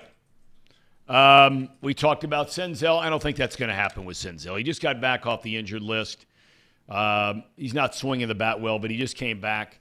And we've already talked about Newman. To me, if you were to rank those three guys, he would be the least of the three that I'd be sending out. We're all in agreement there? Yep. Yes. Okay. What would you do? Fairchild or Senzel or somebody else? A pitcher. Any pitcher. I don't care which one. You don't have to name one. Well, but do you want to stay with 13 pitchers for the regions we just discussed? Well, you probably got to stay with 13 pitchers. Otherwise, you'd send our guy Duarte down, probably. Our guy, yeah. I think that's the name here if you're going with a pitcher. But if you would have asked me Monday morning last week, I would have personally escorted Stuart Fairchild to the bus. But but I don't know. He's had a really good week, so I think I have to back that take up. So maybe Fairchild. But then you go with Senzel, who, to your point, Tom, has really, really struggled in the last couple of weeks. He's what, Jacob? 2 for his last 20. Yep. So over his last 31 games, 130 plate appearances, Nick Senzel's batting .209. Okay, but in fairness, the majority of those games were before, probably was playing hurt, right? Correct. Sent out on the rehab. Correct. And then back with a big league club. But in the last 7 games, Stuart Fairchild's batting .300. Yeah. That's not a bat I'm itching to send out of here. Let me throw you this. Nick Senzel is a utility player now anyway. He is hitting .455 against left-handed pitching. That's a 500 OBP, a 659 slugging. In 44 at-bats, Nick Senzel has 20 hits against lefties this year. If he can come back and continue to mash lefties, well, this again goes to the point, why are we bringing Votto up right now? Let's play Senzel against these 2 lefties and then deal with it. Austin Gomber stinks. Austin Gomber stinks. I don't think it matters when we walk out there tonight. He stinks. The Rockies are an abysmal franchise. All right, tell me a little bit about what you Respectful. guys said they really are. And I remember I've just had some of the most interesting conversations I've ever had in my life back when I was doing the games in Arizona. And we played, obviously, the Rockies 18, 19 times a year. And, you think about some of the guys they've trotted through there as managers. What are you talking about, Jim Leland? Right? Won a World Series. Yeah, he had some bad teams in Pittsburgh, bad teams in Colorado, but I think we all agree was a really good manager. I thought Don Baylor was a good manager. I think he knew what he was doing. I think Bud Black is an outstanding manager, but he's got a bad team. Clint Hurdle. A lot of people didn't like Clint Hurdle. Clint Hurdle had a decent amount of success when he had some players to manage. He revived that Pittsburgh franchise after all those years of being terrible and got him into the playoffs a couple of times. Walt Weiss, very smart baseball guy. But I literally used to watch guys lose their minds managing in Colorado because it's so uniquely different. Thomas touched on some of this stuff earlier, which is rarely talked about. You're going from altitude. Now you go on the road. And you heard him say it best. All of a sudden, guys are throwing sinkers, and it looks like Kevin Brown's throwing a sinker. For those of you who don't remember Kevin Brown, he might have had the greatest sinker in the history of baseball, throwing 8,000 miles an hour, right in that same era with Randy Johnson and Schilling and some of those guys. He had incredible stuff, Kevin Brown. But Thomas Harding from MLB.com, who covers the Rockies, was with us earlier in the program talking about, all of a sudden you go on the road, and all these guys look like they're Kevin Brown. Then you come back, and now all of a sudden you're adjusting back to guys have had different philosophies at a manager in Colorado. It used to be where, some guys decided I'm going to move my outfielders in because anything over my head, probably at Mile High, is going to be a home run. Where guys used to get just nickeled and dimed to death, where because of the altitude, little jam shots in on the hands or off at the end of the bat, they'd float and just drop and drop and drop and drop in this enormously spacious outfield. And you'd want to lose your mind. And so they try to go get ground ball pitchers. And you're never going to get a free agent pitcher to come there and pitch. You're not going to go there. Why would they? I mean, look at some of the guys through the years. Mike Hampton, Darryl Kyle, Denny Nagel. These guys were really good pitchers for other teams. They didn't play at mile-high altitude. And they went there and couldn't get anybody out. So, look, this Colorado team, I mean, the Reds should take it to this team. But let me ask you this. What kind of crowd are you guys expecting down there tonight? Tomorrow night, Wednesday night. Now, I know the rain could be a factor tonight. Rain's a factor tonight. If it was good weather tonight, I would have expected 25,000. 25 to 30,000 tonight. 25 to 30 on a Monday night? On an 8-game win streak against a bad team with the potential of Joey Votto's return, I think there was going to be a crowd that would have showed up. Now I do not think there is going to be a crowd that shows up. But I think there would have been. I still think it'll be a good crowd. I would bet 20,000 tonight. I would say announced attendance of 20,000, which is fair on a rainy night. Wednesday night, maybe, or Wednesday on at 12:35, maybe that might not draw a big crowd. Well, last time we did this guess, you guys were all in the low teens, and I said 20, and they walked 22,000 out there. So I'm going to keep I'm going to keep the vibes high. The rain will play a big factor for sure. But yeah, I think we'll get into the low to mid 20s pretty easily. This whole home series and this weekend against the Braves, I'm expecting. Well, that's a different animal. Numbers. That's a different animal. Correct. Coming up on a weekend, Braves coming to town. That's a whole different ball game. I mean, I would look in the upper 30s for those games with Atlanta in town. Weather's supposed to be great. I think I saw that. Yep. Friday, Saturday, and Sunday after some rain during the week. Crowd's going to be really, really good. I understand now, I don't know if this is true, David Brown in the chat says Votto is having a press conference at GABP today at 3 o'clock. So you'd assume that means that has to mean he's getting activated, right? Yep. 60,000 for the Rockies series. I think that's about right. I think they're going to do 20, 20, and 15 or something like that. Yeah. If they win, you guys are on the high side. If they win tonight, so they'll have won 9 in a row. Tomorrow would be for 10 in a row. And you don't think people beers. And it's $3 beers. You don't think people would show up for that? If we have 9 in a row going into $3 beer Tuesday night, that place is going to be packed out. I would bet 25,000 tomorrow night if we win tonight for 10 in a row. And the Reds have not done that since Mr. Brenneman, the Hall of Famer, shaved his head. And he did. I don't know if you remember. And you know what? That was clinched against Colorado. Right. Was it? It was. I remember that game vividly. Matt Latos hit a home run in that one. That was one of the most fun games I've watched in a very long time, I'd say. I think we're going to see a lot of shaved heads in the city of Cincinnati if we win 10 games. Maybe. We'll see. There are a bunch of cowards out there. Nobody's shaving their head. People are feeling good right now. They are feeling good, but they're not going to shave their head. Takes a real man to do that. Twitter's clamoring for Casey to shave his head. The Nutcutter Nation wants Casey. You shaving your head? They're 2 away. The wife overrules the chat. Sorry. Oh. But I will say this. Chad Waits really is the leader of that. He's really pushing for me to get my head shaved. really bad. Yeah, if I wasn't going to New Jersey in a couple of weeks for a family wedding and had a lot going on, I would do it. You also have a wedding yourself. You don't want. Well, but that's in a year. That's fine. It would grow back. In a year? I don't know, Would Paul. you It go seems like a lot of completely bald? excuses you just lumped together there. Oh, it'd grow back in a couple Yeah, months. yeah, it'd grow back in a couple I mean, months. you look like you got a buzz, but I mean, yeah. No. No. As the man in this room with the least attachments to a woman that can veto, and Elliot's fallen on the sword quite a bit, not 10 in a row, but if we sweep the Rockies, I'll get a nice tight buzz cut the next day in the studio. Buzz cut? You already have a buzz cut. I'll go number. What next about no number more one. beer? Oh, no. I'll sell beer for 15, 20 wins. It takes a lot longer to get Okay, the beer wait. back. I will shave my head if the Reds sweep the Rockies and sweep the Braves. That's a guarantee. I'll cut my leg off. Sweep the if we Rockies, sweep the Braves. sweep the Rockies, sweep the Braves. I'll shave my head While you're eating a cricket? while I'm eating a cricket. That's right. And Casey and Paul are also eating a cricket if this gets to 100 likes. Oh, we are? Yeah, All right. they texted me that individually there. So 100 likes. Keep liking the stream. What, Tom? Real quick, not to change the subject. David Bell has been under fire for, I would say, several years. Several years. He has been the sacrificial lamb of this city. The Castellinis, respectfully, have just thrown him out to the wolves. How much of Let me interrupt. Let me interrupt. Hold on a second. Okay, you can like ownership or dislike ownership.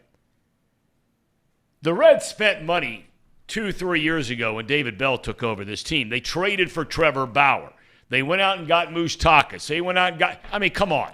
They made the postseason. And they were a 500 team. I'm not dispelling the fact of what you're saying, what has happened since then. Yeah, my argument would be they made the postseason. They underperformed against the Braves in a fake playoffs that You shouldn't have think? counted. They didn't score. The year after that, injuries ravaged the team. It was a horrible bullpen. Nobody spent and got bullpens. They half-assed a trade to the Yankees where they got Luis Sessa and Justin Wilson. I would say David Bell has taken the grunt of the hatred here in Cincinnati. I think he deserves a lot of credit for what's happening right now. I don't know what's happening with the Reds, but they're 2 games over 500. They've won 8 in a row. They're now second favorite to win the Central in a year where they were not even close to being favorites in the Central. I think David Bell gets some credit for what's I happening agree in with you Cincinnati. 100%. I think he's done a marvelous job really with his bullpen.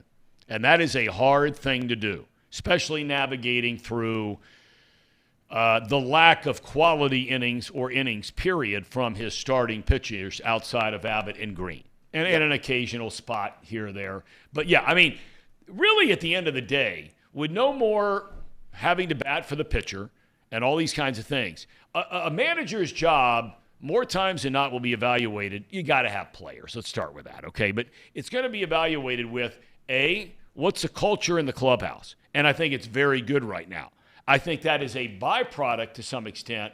Yes, the job that Bell has done, but it's also a byproduct of extreme youth, right? Either guys that are in the big leagues for the first time, the McLeans, the De La Cruzes, who also happen to be uber talented, and guys that are getting a chance to play and really extend their careers and make a name. The TJ Friedels of the world, right?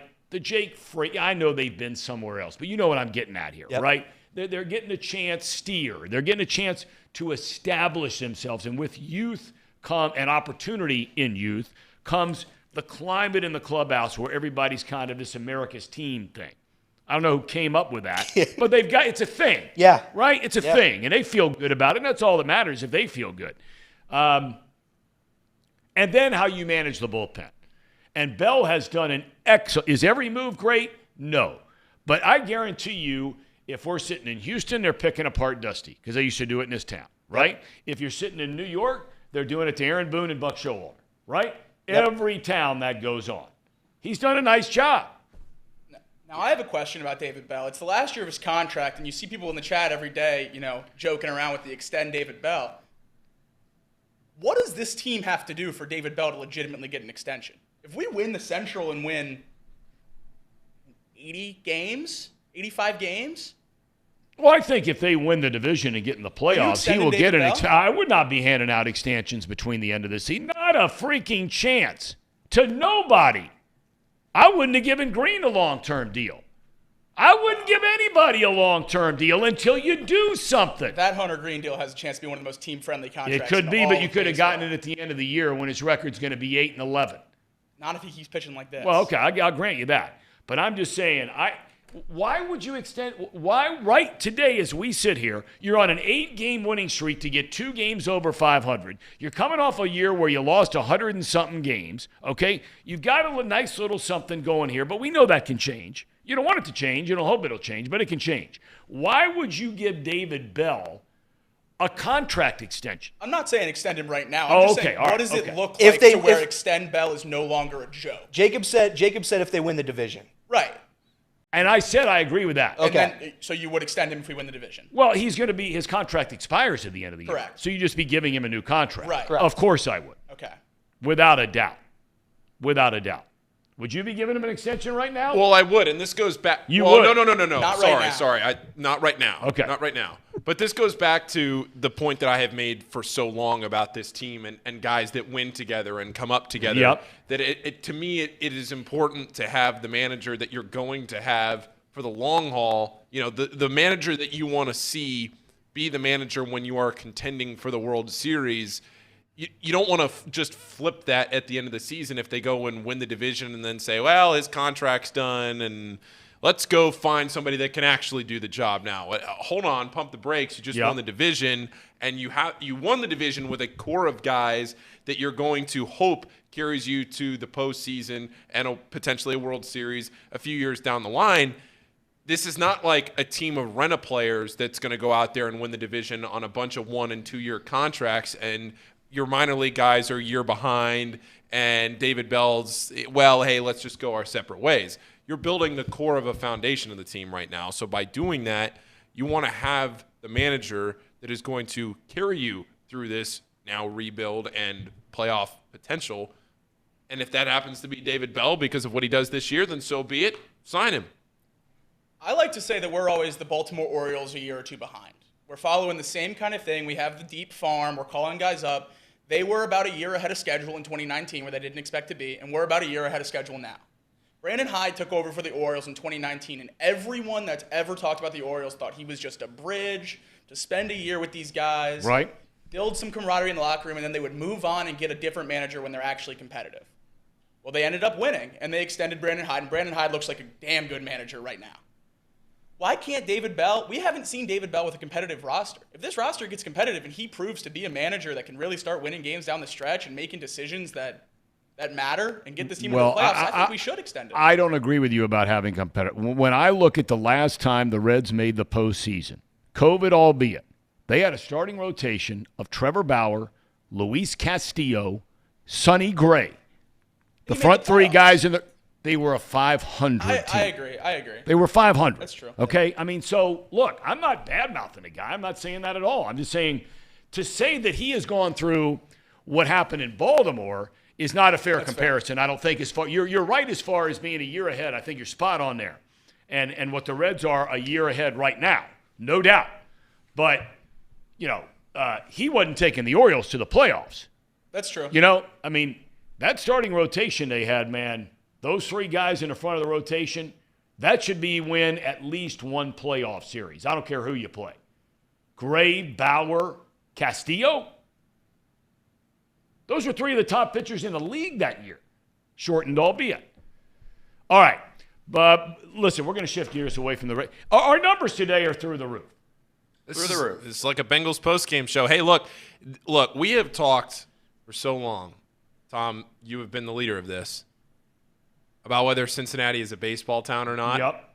This week has a serious – now I know it stinks that the weather's going to kind of probably play a factor in this for the first time all spring. Yeah, it stinks that tonight's probably going to – because even if they play, it's probably going to be a wet, kind of damp, cold, rainy night.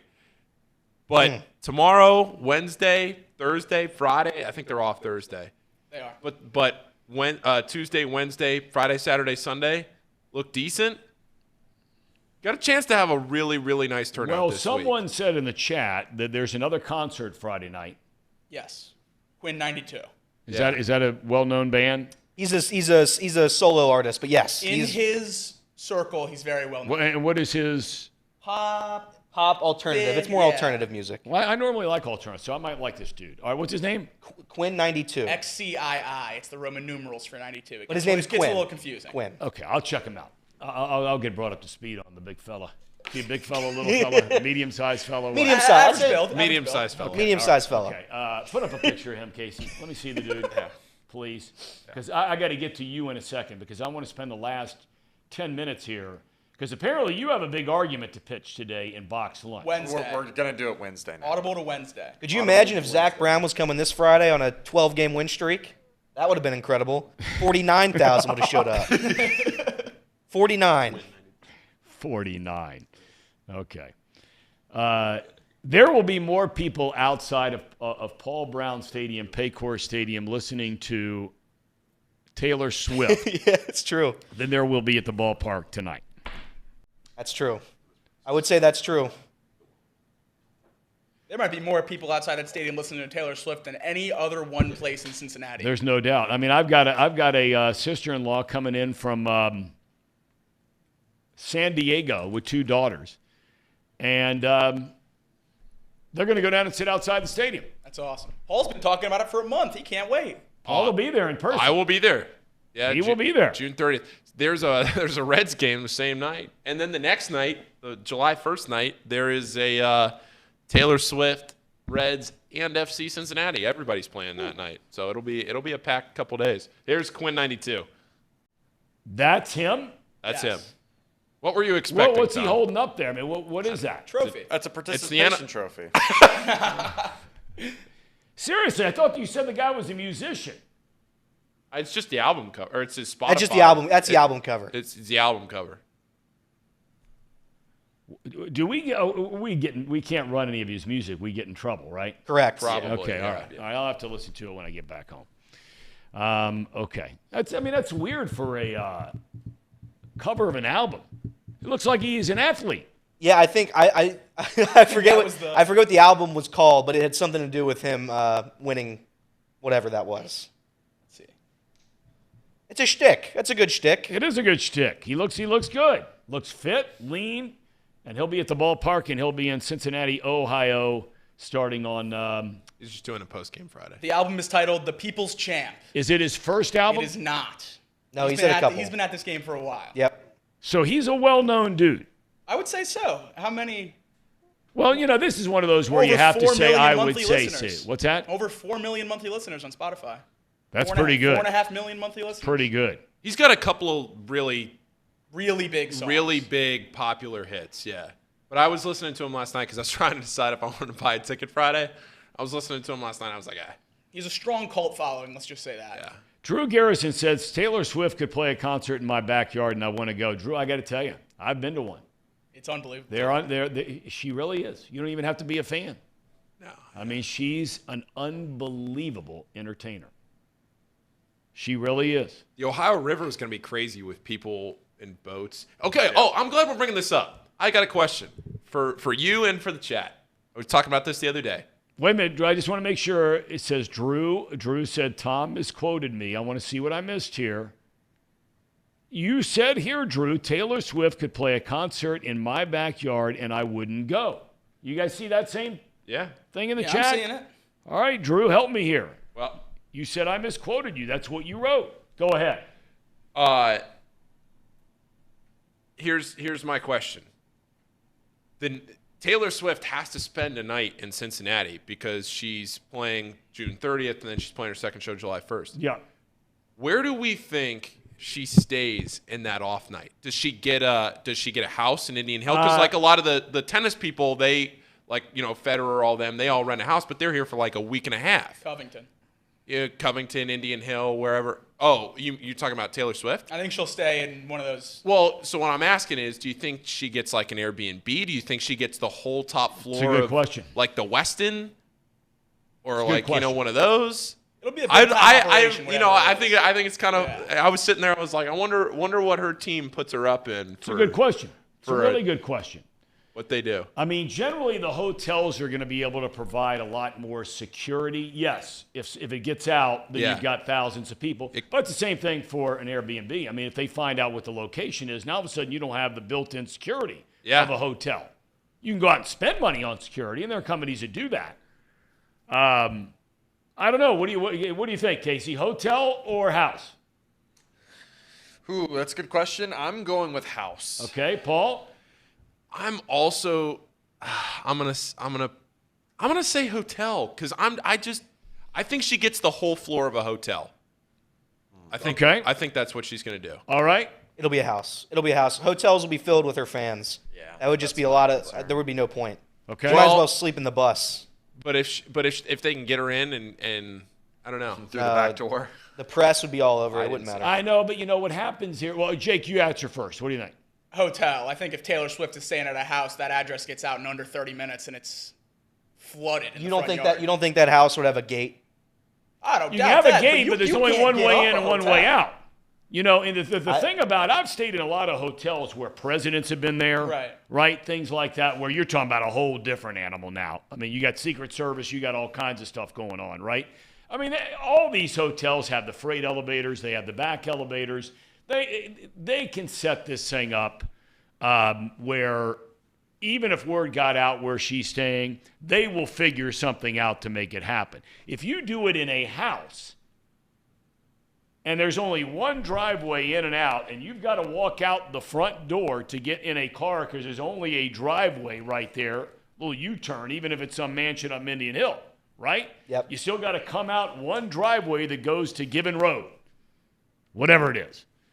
So, yeah, I think I'm with you guys who say hotel. I'm predicting hotel. Jolly points out, and I had thought of this, but I didn't really know how feasible this was. You think she just flies to Nashville or New York and flies back? It seems no. It seems like a lot. I think Nashville's decently feasible. It's pretty close. She's not going through TSA and everything. She's just hopping on a plane. She'll hop on a PJ after the concert. CVG or Lunkin. CVG or Lunkin. There's no question about that one. I think Paul might be onto something. She's at Lunkin. 100% Lunkin. And that's not even debatable. She is in and out of there easy. Question. Yeah. Hey, that's a no-brainer. The only big ones of private planes that go into CVG is when you get to like Air Force One, because they don't have enough runway space at Lunkin to handle that. But they have that private hangar at CVG. No. I know they do, but I'm saying they have multiple private hangars at Lunkin. Oh, and yeah. You just get right in, and you're 7 minutes from the stadium. Yeah. Once you land there, that's a big league operation over there.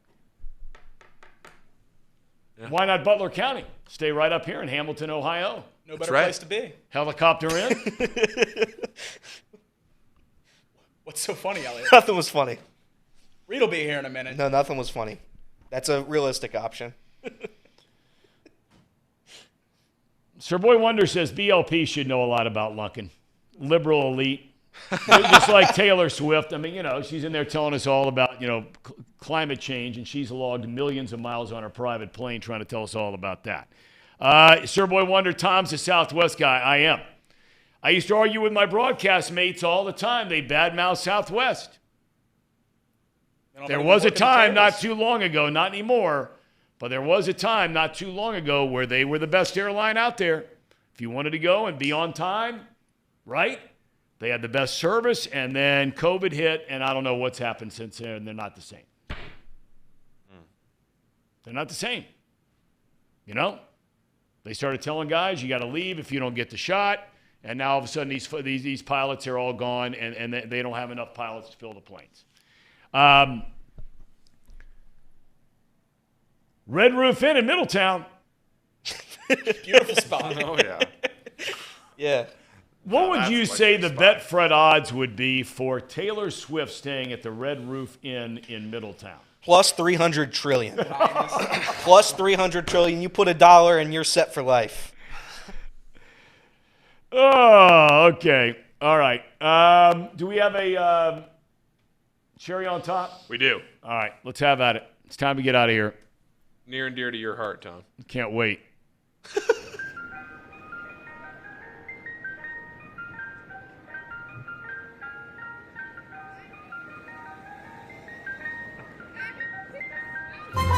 $30 ago, Henry, Row, winning, Gardner threw a ball from these bleachers 435 feet all the way to home plate. So today, we're going to see how well I can do and some of the other Cubs players throwing it back. Why am I nervous throwing this ball right here with more in the game? Should I do like a...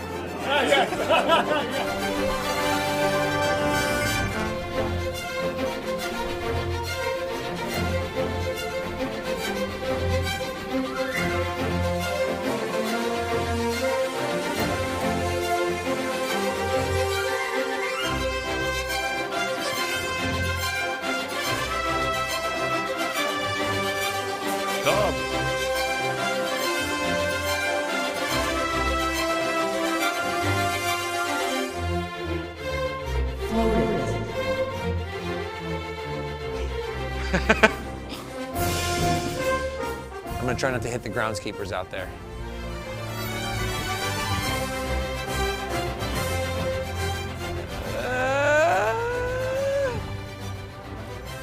Not quite to home plate. Maybe half? Maybe a third? Who is this dude? You've never seen Rookie of the Year, have you? No. I realized that about 10 seconds into the clip. 30 years ago. Hey. I saw that look on your face. I wish we had an alternate That's angle. the guy that was in the movie, I'm assuming. That was Henry Rowengartner. Okay. All right. Okay. Well, I mean, it'd have been nice if those guys were trying to throw it. Well, yeah. That's what you get in Chicago. Just a lot of guys that don't care. Nobody would. That stadium was empty. They weren't bringing the hype for what's the character's name? Yeah, whoever that is. Okay. I'm sure that would have been a big clip. Was John Candy in that movie? Yes. Rest in peace. Awesome dude. Legend. Love that guy. Dennis Quaid was in that movie? No, that was the Rookie. Oh, okay. Yeah. All right. Somebody wrote Rookie that. of the Year. Okay. All right. Okay. Tomorrow, we're hoping. We think we got it nailed down, but you never know. We're hoping to have Keith Hernandez on, legendary first baseman in his major league career, now a broadcaster for the New York Mets. We'll talk about not only his career, but what's going on with the Mets. We were reading some of the stories today about they're kicking the ball all over the place. Did you see the guy stole home from the Yankees over the weekend after they commit a couple of errors? The last 5 games where they've scored 7 or more runs, they've lost them all. They're spending $300+ million on that team payroll. And then tonight and tomorrow night, they've got Scherzer and Verlander going in Houston. We have already talked about this Houston team. They're not any good. The Mets want to get on track. They better get going starting tonight. Okay. Thanks to all in the chat. We were up over 300 today at one point in time. Yep, 310. It's pretty good. It's pretty good numbers. Pretty good number. 123 likes. We thank all of you for being with us.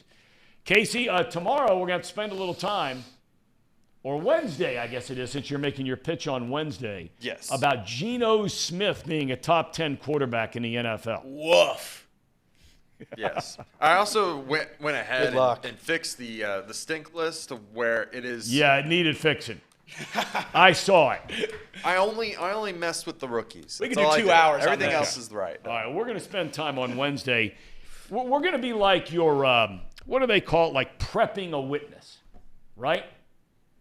So you're going to make your pitch on Box Lunch Wednesday, right? Right. So you're going to kind of practice on us a little bit. Yeah. Is that fair? Yeah. Okay. All right. That's fair. Okay. And prayers to Mrs. McAllister. Yes. Thank you guys. You're welcome. Thank you for and that. the chat as well, saying the same thing. All right, Paulie, well done. Casey, well done. Thank you, Tom. Elliot, Jake, great being with you guys. Thank all of you for being with us. We'll look forward to seeing you tomorrow. Good Lord willing, on Off the Bench, presented by United Dairy Farmers. Have a great rest of your Monday. I must admit, I didn't think much of this show the first time I laid eyes on it.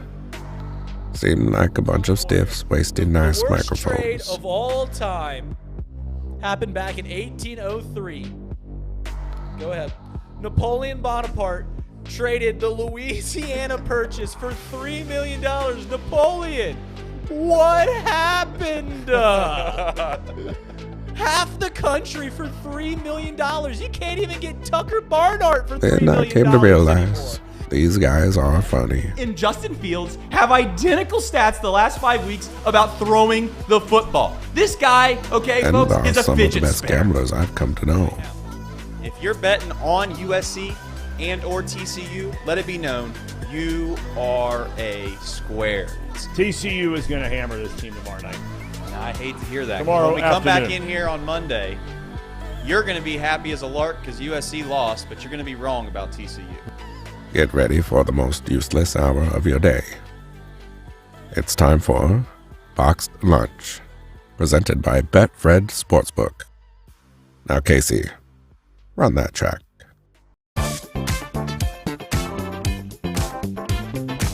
This is funky.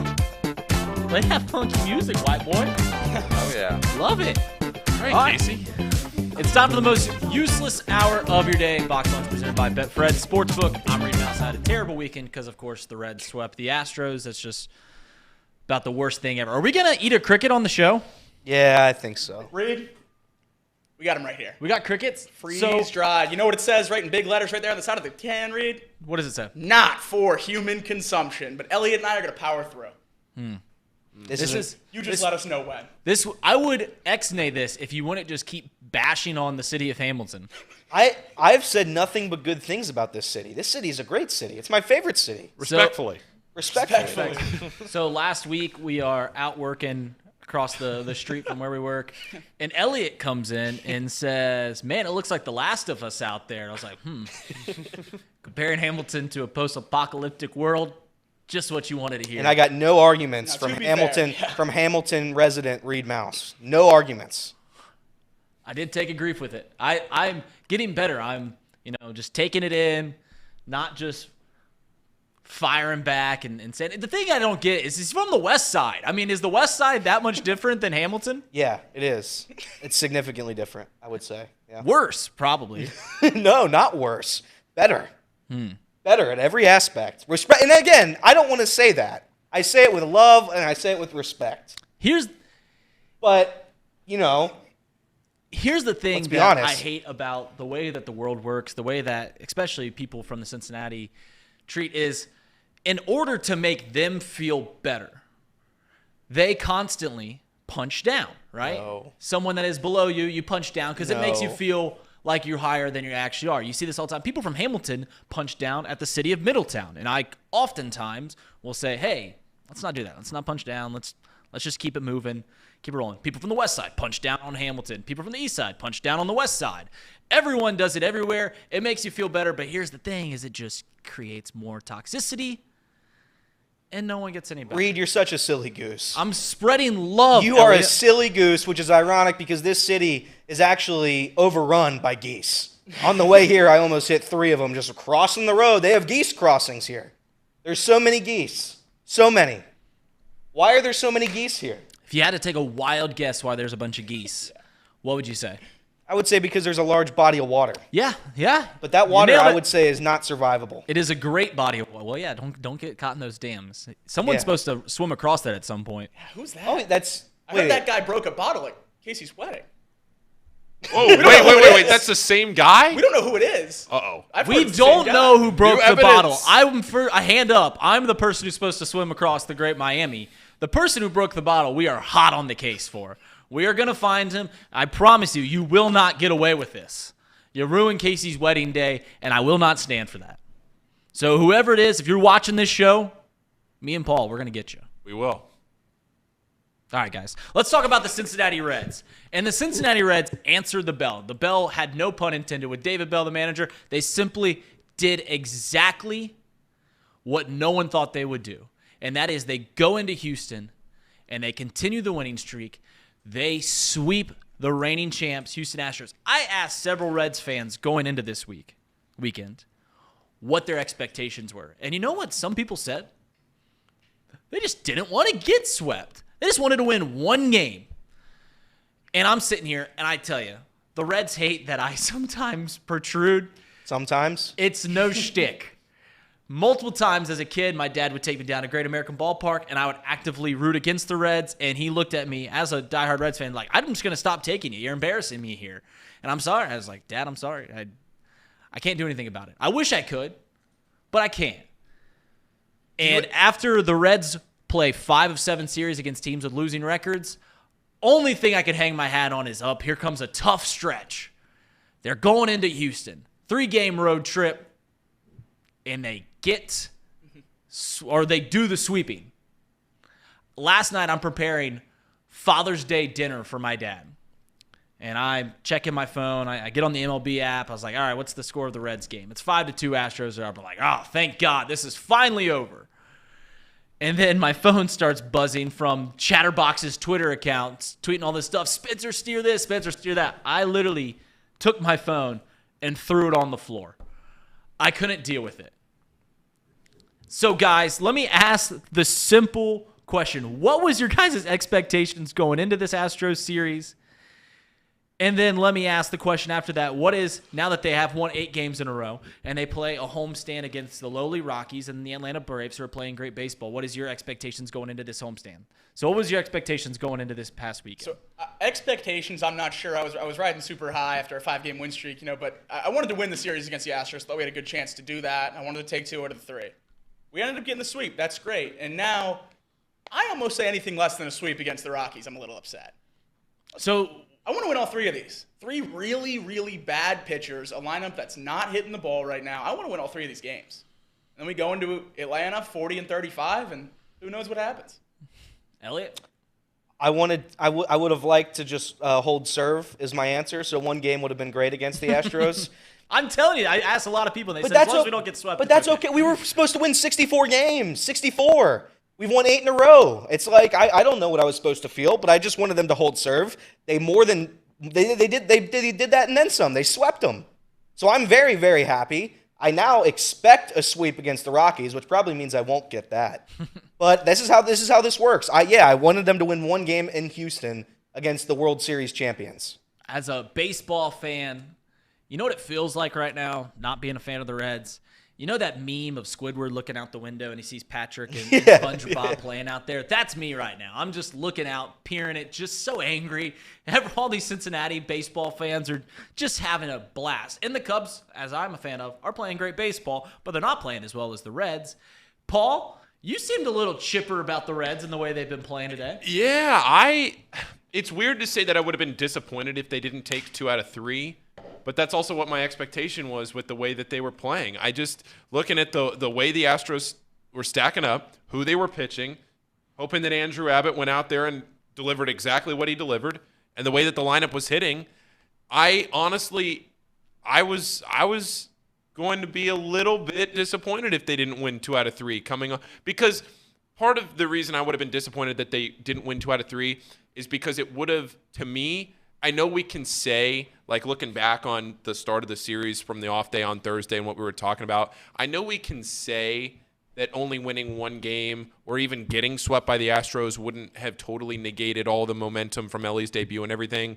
But it would have felt really weird walking in here on Monday morning against the defending World Series champions, albeit hurt, to sit here and say, oh, yeah, they played a good team now in front of good crowds, and they got swept. So I think for all of that, I would have been disappointed if they didn't win at least 2 games. And I'm not going to say I expected a sweep, but I expected them to go in there and win 2 games. And they won 3.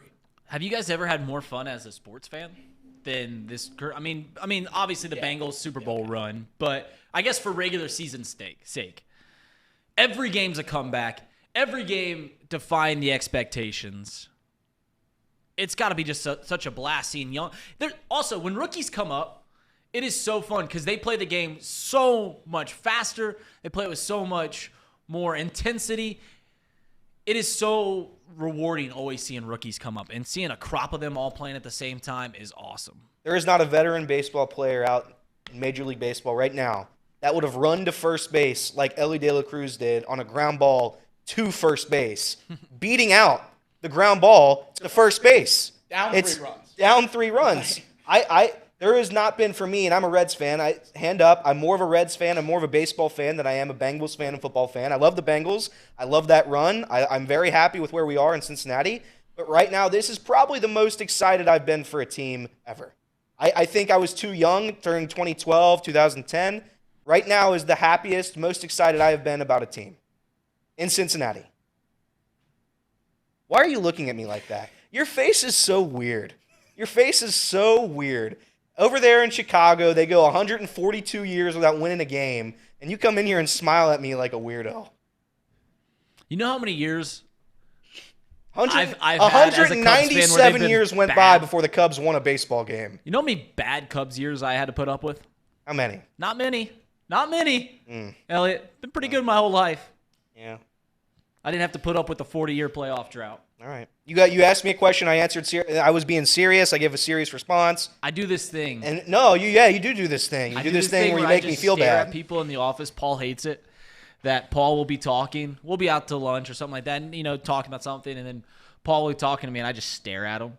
Oh yeah. And he just keeps talking, and then after he keeps talking the third time, starts a new sentence, he just goes, I don't know what you want me to say, Reed.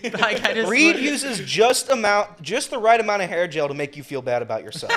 Look at that little tuft. Is there a way to zoom in on that little tuft of hair? If not, don't worry about it, Casey. I'm making Casey work triple time right now. If you look at this, nobody uses that little tiny tuft of hair gel. That's just the right amount to make you feel bad for not having hair gel in yourself. This is what this guy, and then he wears shorts that are about 3 inches in length. This is what we're dealing with. Elliot's emptying the clip right now. Well, no, he asked me. No, wait a minute. He asked me a serious question. I laid my heart out to him, and he's over there laughing at me like the Joker. I just stared at you. This is sick. This is twisted. I didn't laugh. Jacob, what about you? Now, I do think I am a bigger Bengals fan than I'm a Reds fan, so I can't really compare that last run of last regular season for the Bengals to this Reds. I think the Bengals probably still takes the cake. But like you said, we're too young to really remember 2010 and 2012. Correct. In a real enjoyable sports fan. Now, this is unbelievable. I have tickets to 4 out of these 6 home games. I can't wait. This is just the best. Which game's going to? You going to?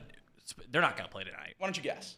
Tuesday night. No question. 3-2-1. Of course. My sister-in-law is taking her new beau out to a game for a date, and she was like, Reed, I don't know anything about baseball. When should I take him? I was like, take him to Tuesday. He'll love it. 3-2-1 night. Doesn't matter where you sit. Yes. He'll have a blast. She was all in. She's like, all right. Sounds like fun. It's a great time. It's the last year we're going to have it. Elliot and I have been hypothesizing. That's done. That is over. Yep, that one, Bark in the Park, that one's done. These are all things that losing franchises give their fans. Bark in the Park will continue on. I doubt it. No, it will not. No, it will not. Not unless it's not, it might continue for 12:35 games. They did Bark in the Park at L.A., the Dodgers game. Saw recently. Someone I follow on. Yeah, but those people are there for the dogs anyway. They're not there for the. They're not there for the baseball. Will go down. They're not there for the baseball. There's one a month. That's too many. I think it's too many. You know what the Reds' record was the first 3-2-1 night? 6-24. Reed. They rolled out 3-2-1 night to try to get quadruple digits in the stadium. That's what they were fighting for. You remember how expensive Bengals season tickets were 4 years ago? Oh yeah. $200 for season tickets. $20 a game. Yep. Now you can't get them for years. Now you can't get a single game ticket for $200. Right. That's pretty crazy. Hell of a time to be alive. That's pretty crazy. Yeah, but they deserved it. All right, City. Let's revisit some takes, guys. So every time the Reds win, people hop in my mentions, just tell me how terrible the Cubs are, how great the Reds are. They just try to dance on my grave. So let's revisit a fan favorite. Casey, go ahead and play that clip from the beginning. Right before opening day, I make this take. And we don't have to perhaps play the whole thing, but we got to play the whole thing. All right, we'll play Let it run, baby. You guys have fully lowered your expectations to what this Reds team is. But I'm going to ask you to do one more thing. Make it a little lower. You guys know you're going to stink this year, but I don't think you really understand what that means. I don't got sound. You're not going to win 75 ball games? Oh, it's playing that. No, that's competitive baseball. You ain't doing that. Everyone's taking the over on those 67 wins. No. That ain't happening. It might happen, but it'll be right there. You ain't beating it. You ain't clearing it. It'll happen in the final week. You're still going to have these conversations in June going, God, we stink. Yeah, you're terrible. Look at your projected opening day lineup. It's bad. Look at your rotation. It's bad. Look at the bullpen. It's bad. And your coach, he's bad. I'm just telling you guys, your expectations, which were typically up here, are now here. And I'm telling you, just go a little lower. Just keep on going down. Because it's going to be an awful year. And it might be an awful couple of years. listen, I'm a big believer that what is on the front of your jersey is worth wins, is worth runs, can show up. The Yankees could be terrible. We're talking 100 loss bad. And they'll still show up here in Cincinnati every few years. And you're thinking, oh, we're playing the Yankees. They've won 30 World Championships. They deserve that. Other teams, Cardinals, they come in. Their jersey is worth a few wins. It's worth a few runs. They make less mistakes because they are laid back.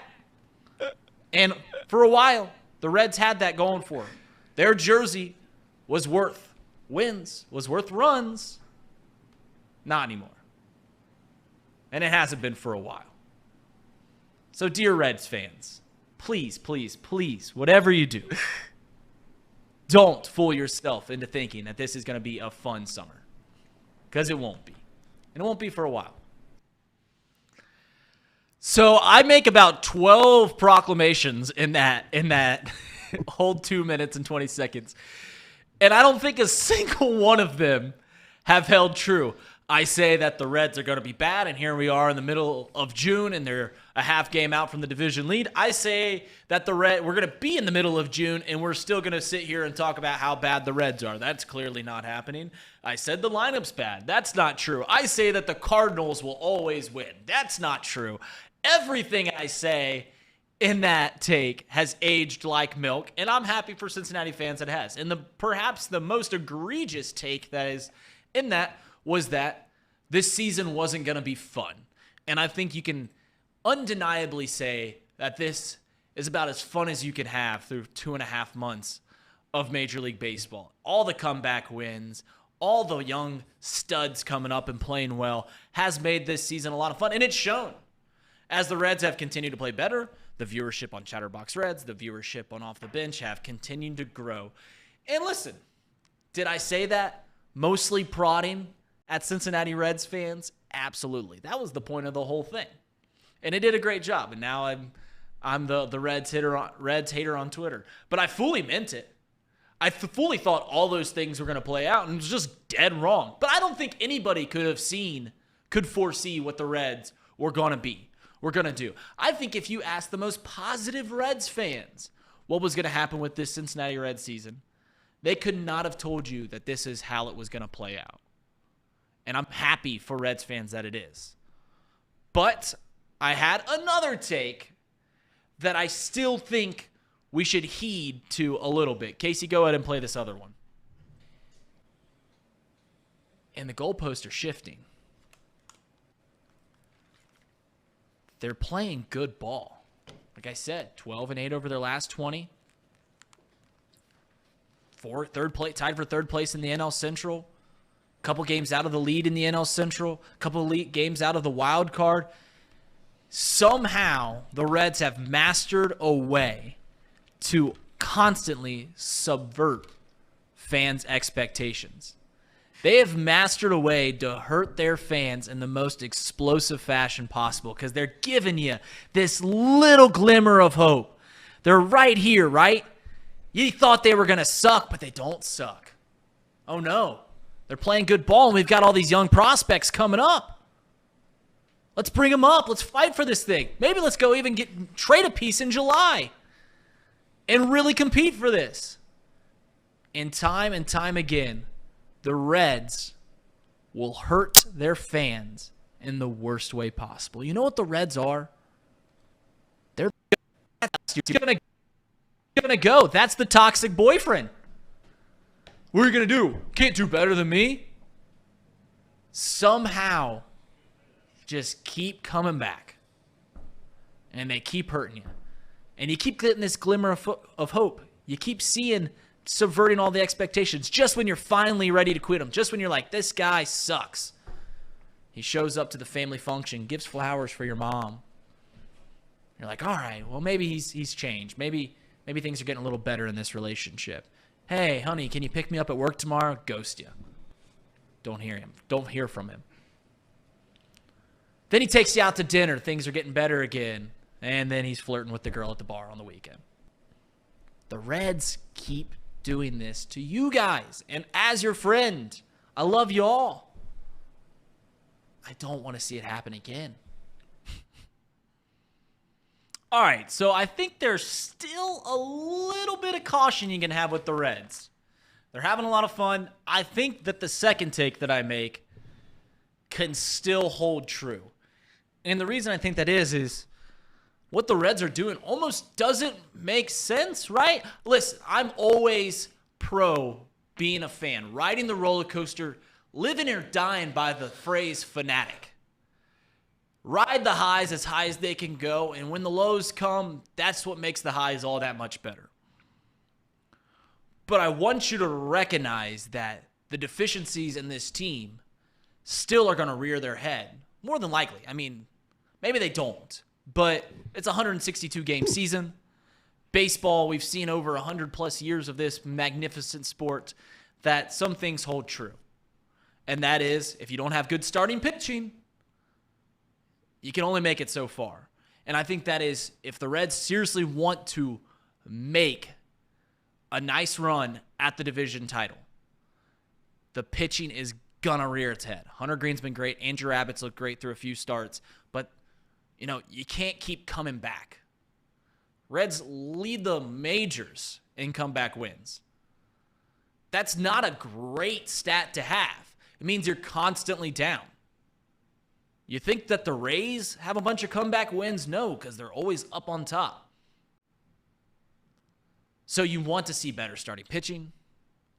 And then also, rookies, as well as they're playing, very rarely stay as hot as they do. They're called rookies. They're new. They're inexperienced for a reason. They're going to have their ups and downs. They're going to go through slumps. What's the old phrase that I think is a little tired at times? Wait till the pitchers figure them out. Well, at some point, one of the rookies are going to go in a slump, and hopefully it's not all in unison. Hopefully the lineup just doesn't go ice cold at the exact same time. All I'm saying is protect yourself a little bit. And the 8-game win streak, fun as it could be, it's going to come down at some point. And this team is talented enough to win the division. So don't think that I'm just writing them off from doing all these things. I'm just simply saying that there's going to be some ups and downs, and prepare for it. The comeback wins are nice. They're not sustainable. That's all I'm saying. Is that... You guys are Reds fans. Do you guys recognize that at some point the bottom drops out? I would push back as far as I can on the don't get all, protect yourself. Who knows what's going to happen the rest of the year. Get all into this 8-game win streak and enjoy this 3 games against the Rockies before we have to play the Braves. Reed, let me step back and ask you a question. Sling it my way, Big Pimpin'. That was horrible. What? You don't like that? No. I say that a lot. He does say that a lot. Let me pitch a question to you, Reed. Pitch it. Throw it at me. Do you ever just feel sad or empty that your dad is a Reds fan and that he is enjoying this run right now, and you just can't share in that with him? Is there some of that projection going on Father's right now? Day, nonetheless? On Father's Day. Your sad little He's heart. happy. Cubs are losing. Is there some of this that is just projecting disappointment, Reed? Do you want to be a part of this? I have so many people in my life that I love. So many people. There are 3 people that I love above the rest of them, though. My sister, my wife, and then my dad. And my Cubs fandom is hollow in the fact that I have no one to share it with. I am constantly at odds with everyone in this world because I don't have any close friends that are Cubs fans. And yeah, seeing my dad happy, I do take enjoyment out of that. Being unable to share a piece of that does make me sad. Does poke holes in my baseball fandom. So to answer your question, yeah, it does. Okay. It does make me sad. We just needed to get to the root of the issue here. I'm here for my friends and for my people. Well, there seems to be a simple solution to this, right? I think so. Well, I mean, I think we're all thinking the same thing, it's right? honestly the simplest solution. Yeah. Eat a cricket? Well, that means eating a cricket. that's open and shut. Just become a Reds fan, Reed. That's right. Become Soak a Reds it in. fan.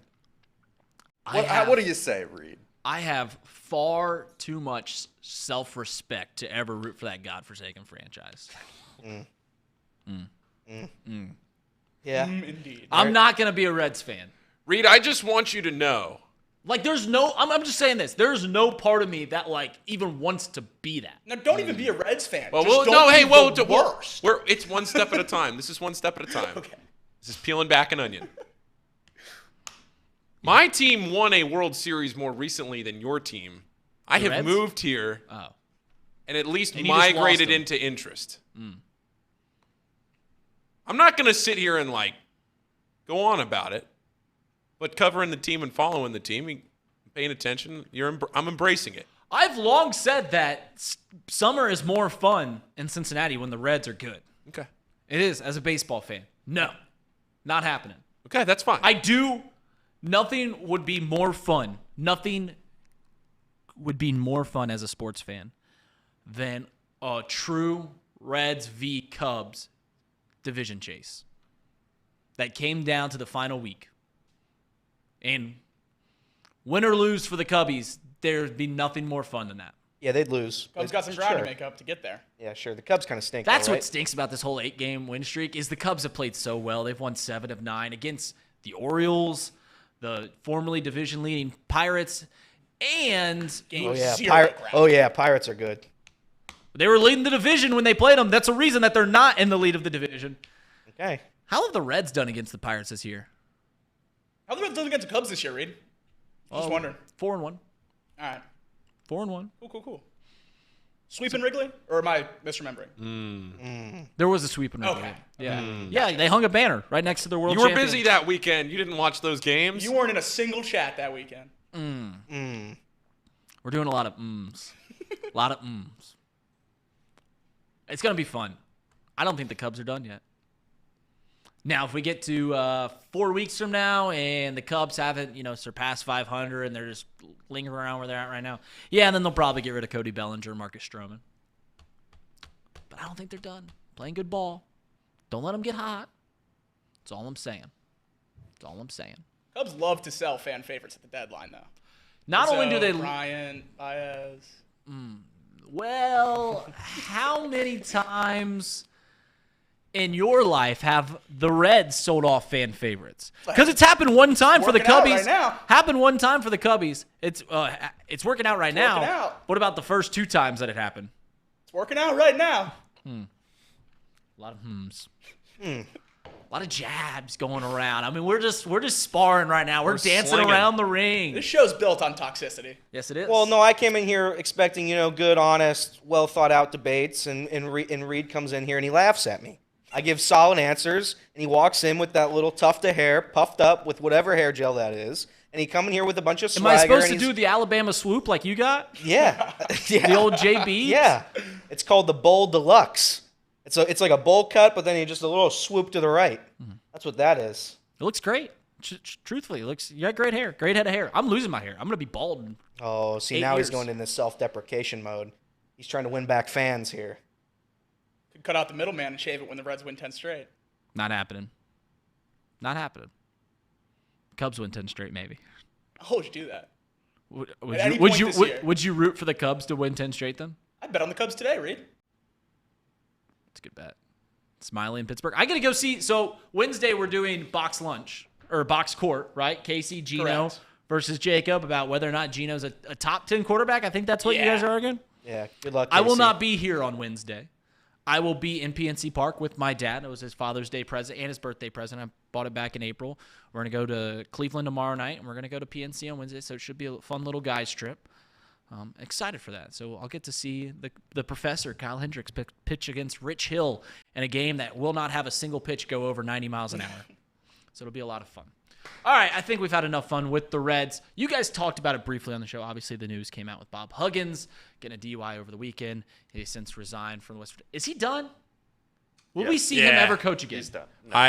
I don't think so. I just think the climate, it's like what I said on Tom's show. I just think the climate of college basketball right now and the transfer portal and everything else, in a way it's easier to build a program because you can get guys quicker, but it's also harder because you have to be paying so much attention to everybody that's transferred, and you have to be recruiting high school guys and college guys at the same time at the same level. I just don't see Bob Huggins as the type of guy to get back into coaching to do a 1-year PR tour. At 70 years old. And it's not like he's 50 anymore. Yeah, does Bob, let me put it this way. If Bob has desire to coach, will he get a job? Oh, I think some school would hire him. Okay. So it's not off the table to hire Bob Huggins over the things that have happened the past few months. I mean, would I hire him? A worthwhile job, maybe not. Would I hire him at my school? Probably not. But would a school out there give him a job? I'm sure somewhere would probably say, "Oh, not worth. Give him a shot." I don't know. He's coached for 40 years. Forever. He's made 2 Final Fours. He's in the College Basketball Hall of Fame. Does he have more to prove, I guess, is what it comes down to. Well, he never has won a natty. He's never been He's to not going anywhere now where he has a chance to win a natty. No. Yeah. I don't think if Bob Huggins wants to coach again, we will see Bob Huggins again. Bob Huggins wants to shut it down, get out of the spotlight, kind of just go live his 70-year-old life with the millions he has in the bank. We won't see Bob Huggins again. Do you think we'll see Bob Huggins again? I think so. I don't think he's done. I mean, you think he wants to coach again? I think he wants to coach again. If he was willing to take a pay cut and apologize and whatever happened after the 700 WLW incident, and he wanted to stay at West Virginia, why wouldn't he want to go coach somewhere now? Bob, don't know him personally. Seems like a very proud man, though. Truly does. Very. From what you've seen, seems like a very proud man. And to go out on the note that he is going out on, seems like Bob as a person would want to go out on a different note. So that is the only realm in which I see Bob Huggins coaching again. He also has 935 wins. Think getting to the 1,000's 1,000. a big number. You think 1,000 means something to him? I think 1,000 means something to anyone that coaches basketball. A lot of seasons to get to 1,000. Another 3 years. 3 years? It's a lot of seasons to get to 1,000. At 70? That's not. Yeah, but He can do it. he's not going to coach this year, which means That's true. he wouldn't Okay. he wouldn't coach again until next year, which means it would then be another 3 to 4 seasons. And if you take over a really bad team, Well, if you take over a really bad team in a really bad conference. well, yeah, but I'm saying, say you take over a awful team and you win 10 games your first year, then it's going to take 4 or 5 years, then you're almost touching 80. Now, Bob Huggins isn't doing that. Do you think Bob Huggins just using Iona as an example just because it's Rick Pitino, was just there kind of a similar, If Bob Huggins goes to a small mid-major school, do you think that caliber of player would be itching to play for Bob Huggins? I do. I think transfer portal, you immediately have one of the best group of 5 teams. You're playing for Bob Huggins. That game's going to get more recognition than any other team at that level of basketball. Yeah, but I mean, I think Rick Pitino is the absolute perfect example because you could put up an argument that Rick Pitino is the greatest basketball coach ever. You More so than Tom? You wouldn't win the argument. You wouldn't win the argument, but you could have an argument because he has won everywhere that he's been. Has he won a city championship here in Cincinnati like Tom? Great point. Great point. Yeah. You wouldn't win the argument, but you could have an argument on it. And for him to go to Iona and consistently win the MAC, but never win a NCAA tournament game, like that's about your ceiling, like a 14, 15, 16 seed. It is what it is at programs like that. If you get NIL money, yeah, sure, you can get one guy here and there, but, So I guess you make a good point earlier when you said it doesn't feel like Bob would want to do a year of a PR tour and stuff like that. But the point I think I made is also true. He's a very proud man, and I think going out the way that he did probably sits uneasy with him. Yeah. So there's these two things at odds with one another. The question is, well, even if he comes back for a few years, what does that look like? Does that rectify how this ends? Is it just something that he just swallows and carries on with his life? I'm sure he's got grandkids. I'm sure he's got a family that he has been away from for a long time, coaching and all the time commitment that it comes with it. Maybe it's time that he does those things. It's just a weird juxtaposition because a few things I think are unequivocally true. One, if he wants to coach again, he will coach again. Some school would hire him. A small school that would get some recruits just by having the name Bob Huggins at the helm, that can win some games in a small conference. I don't think a big school would touch him with a 10-foot pole until he's had success with a small school, which he's also getting 70, so he doesn't have that much time to work with. All these things are at odds, and it's circling around the question, which is, will we see Bob Huggins again?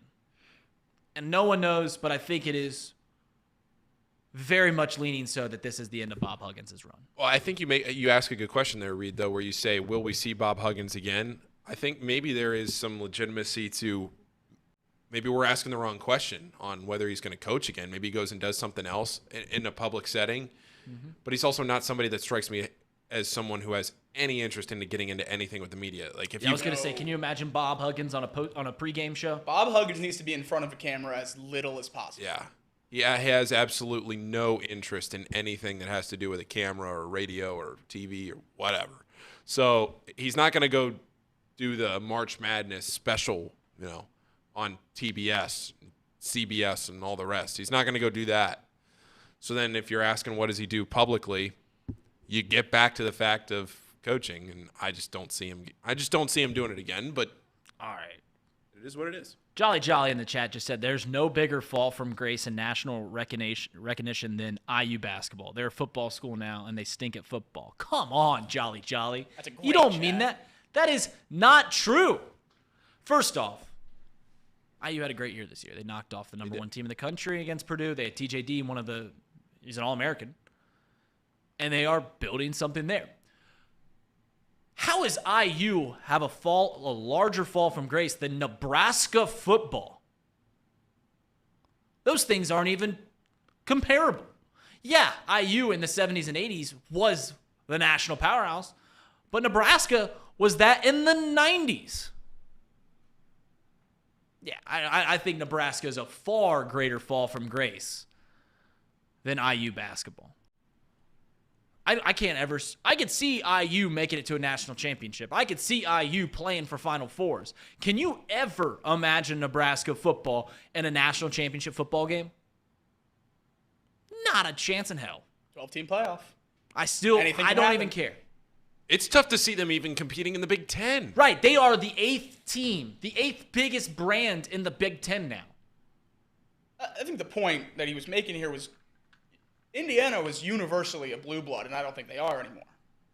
They're not, but That's Nebraska had fall. a bigger fall from. You're not wrong. Indiana is nowhere near what they were. They also aren't no blue. one can deny Can't that. be a blue blood.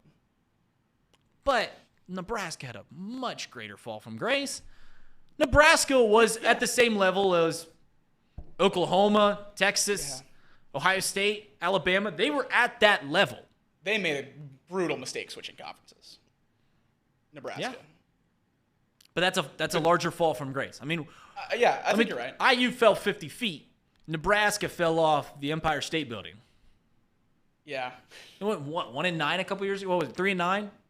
What was their record? Bad. They were the best 3-9 team. Yeah, ever. had a plus. They covered all 12 games. Plus a plus point differential. Yeah.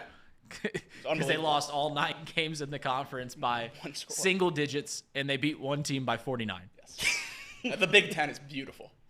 It's great stuff. All right. I actually saw people talking about this. You guys talked about the golf. I actually watched golf this weekend, guys. It was because of the time slot. I swear to God. It was I never watched golf. I was done eating dinner with my family, and I turned it on. I was like, all right. The crowds were so small. Yeah. You made the joke. It seemed like the John Deere Classic. You guys mentioned something about the tickets. So what was the deal with the tickets at LA Country Club? They had a bunch of tickets that LA Country Club bought themselves that then turned into corporate tickets, and they only had a handful of thousand actual general admission tickets, which, if you're into golf, you know that the general admission tickets are the ones that are the rowdy fans. They're the ones that get the people going. They're the fans that actually care and want to be there, have an interest in being there, and aren't just there because they got a free ticket because so-and-so was a sponsor or they knew so-and-so. So they only had, 6, 7, 8,000 general admission tickets, which is a ludicrous number. Right. Just so low for a golf tournament, for a space like that. But like I said, the course wasn't even conducive to being able to walk around, being able to see everything, because you couldn't get behind greens, you couldn't get to tee boxes. It was hard to see on fairways. There were weird walkways.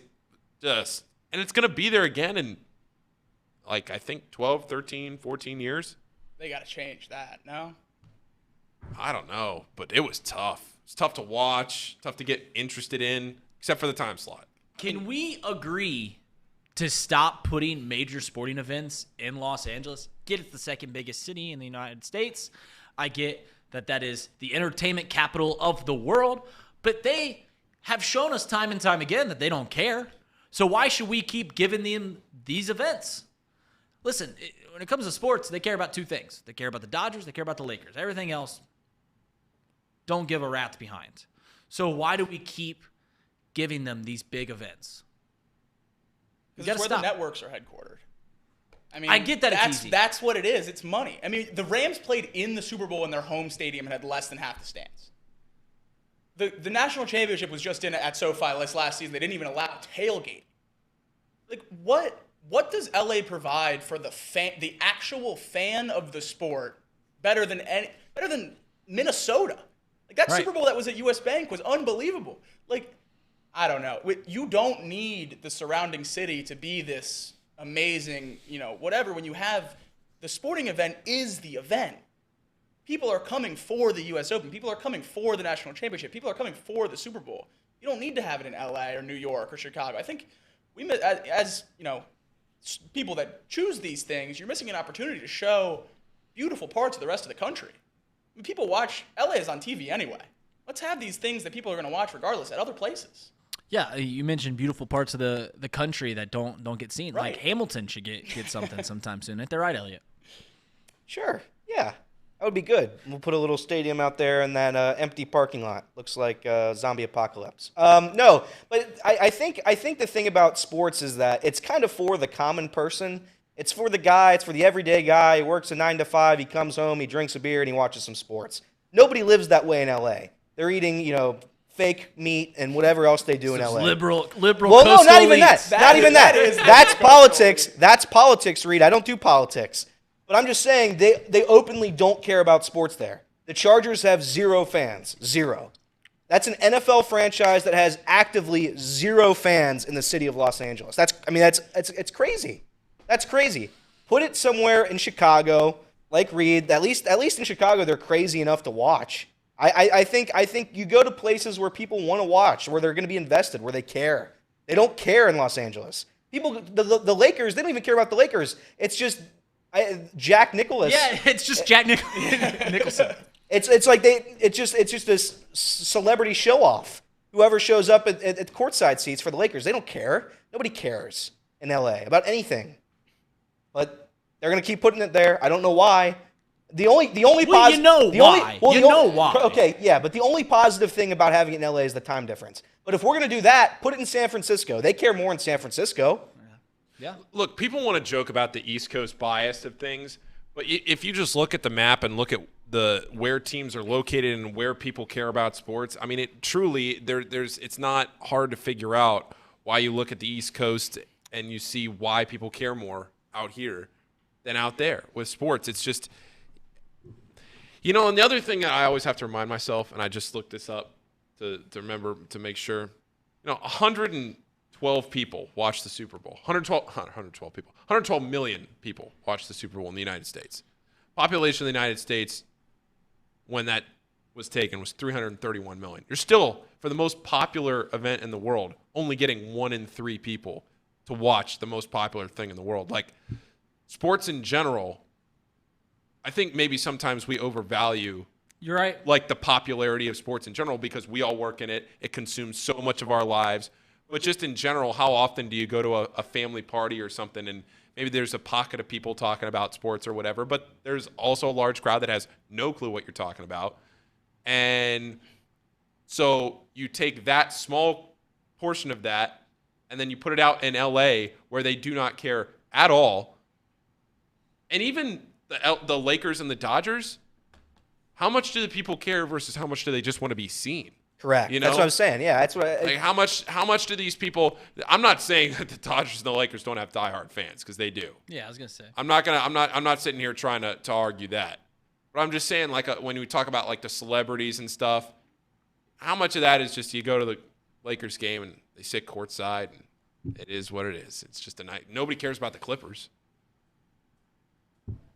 It's the Lakers and the Dodgers. You bring up a good point, though, and we are oftentimes forgetful of this and the fact that it is a very small bubble. Now, we are very passionate as sports fans. It's what we want to talk about. You know, you go around put it this way. I go around my family. What do we talk about the entire time? We talk about sports. High school sports, college sports, whatever. That's what we talk about. Because my dad was a coach. My brothers are coaches. Like, just what we grow up around. I go around my wife's family. No one cares. That same sister-in-law that I told you about that was buying tickets for the Reds game, she asked me on, like, what days that, like, they play on the weekends, right? Like, the Reds. She didn't know. She thought it was like the Bengals. She thought they, like, played, like, every weekend. I was like, no, they play every day throughout the summer. From April to October, there's a good chance that the Reds are playing. So you're absolutely right in that sports fans are a small pocket and even smaller than you even realize. I remember going up to college my freshman year, taking Speech 101 or some public speaking. We had to give a speech about someone motivational, being a sports fan, and I was 18 years old. I was like, I raised my hand. Can I do it on Peyton Manning? And my professor looked me square in the eye and said, who's Peyton Manning? Had no idea.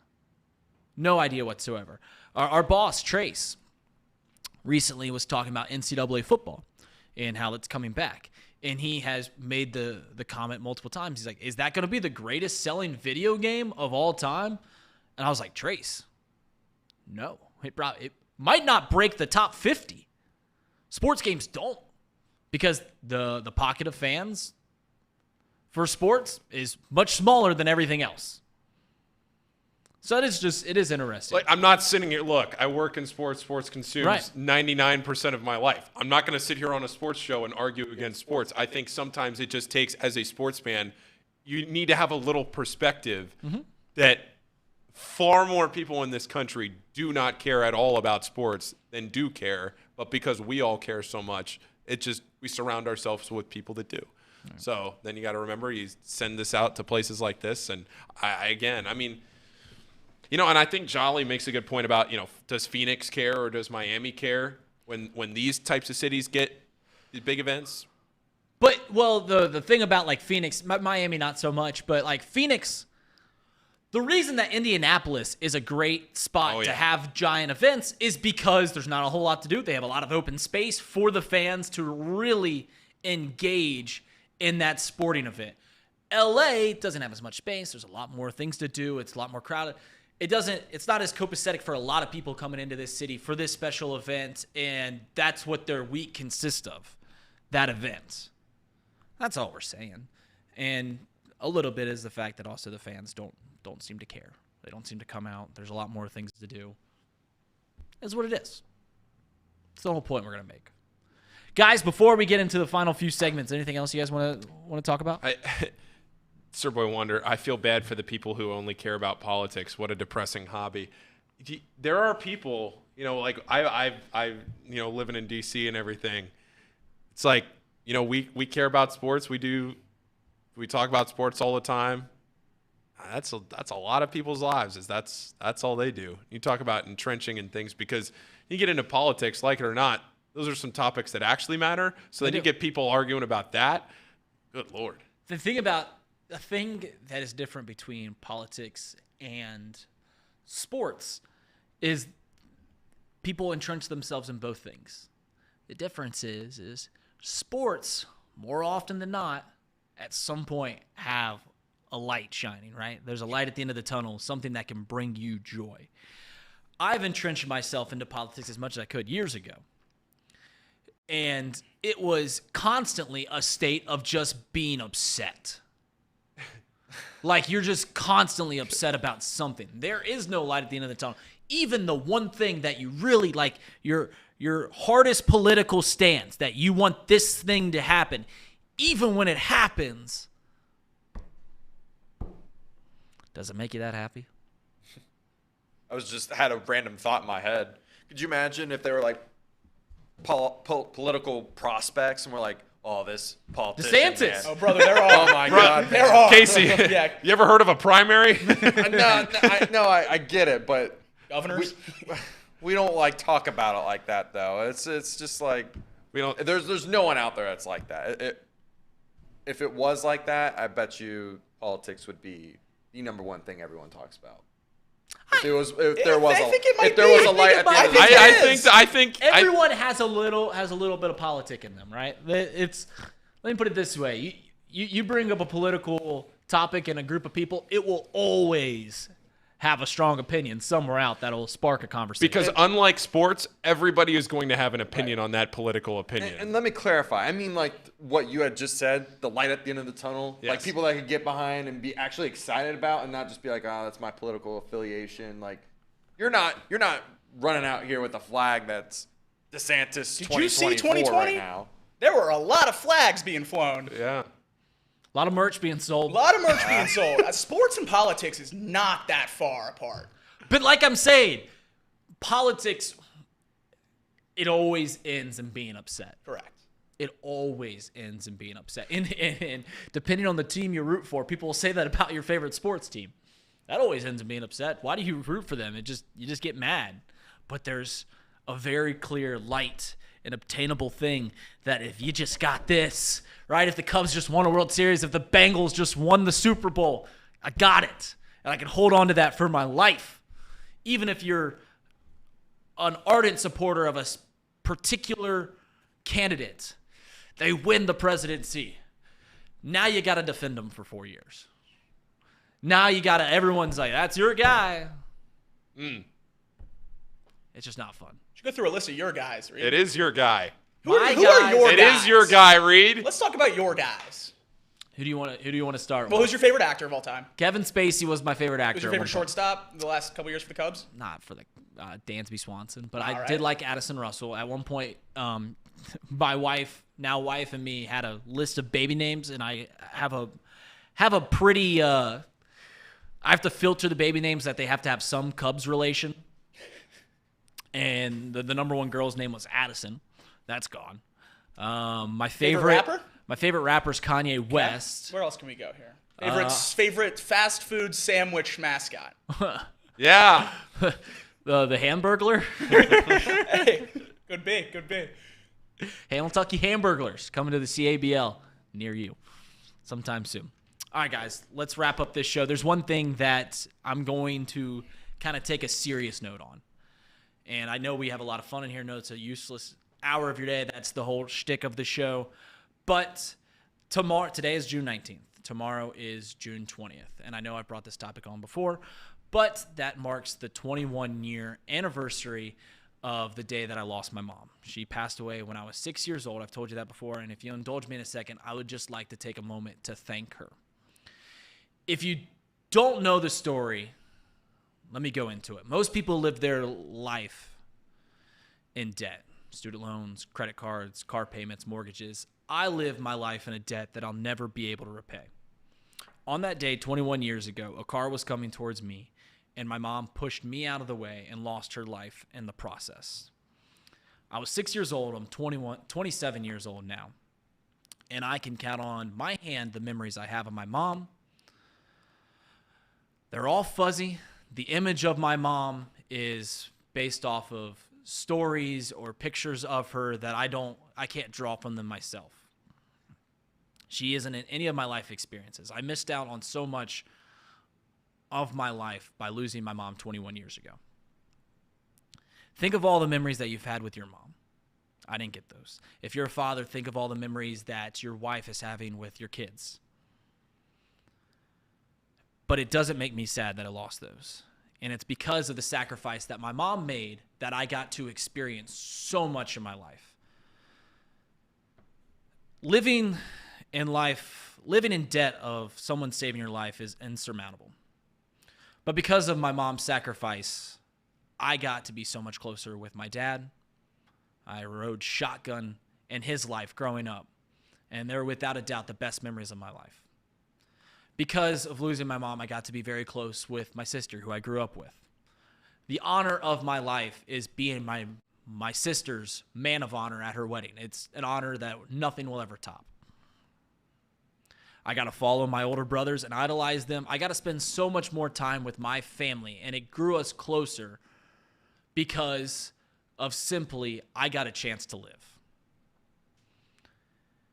And at some point, I get to carry on my mom's memories. I get to carry on my mom's, as funny as it is, genetics into kids someday whenever I decide to start my own family. Because of my mom's sacrifice, I got to simply live a life. And because of my mom's sacrifice, I got to push so much more love into the world, and I'll continue to push love into this world. So thank you, Mom. I'm going to see you again someday, and we'll have an eternity to make up for the lost time that we lost. So, guys, I'm sorry for making it very serious for a moment, but with the greatest segue in the history of this show, let's talk about sports gambling. Let's go in the vault. Casey, go ahead and play that in the vault. Run it, baby. Hang on. Hey, whoa. Wait a minute. Uh-oh. Hang on. It'll be there in just a second. There it is. There it is. There it is.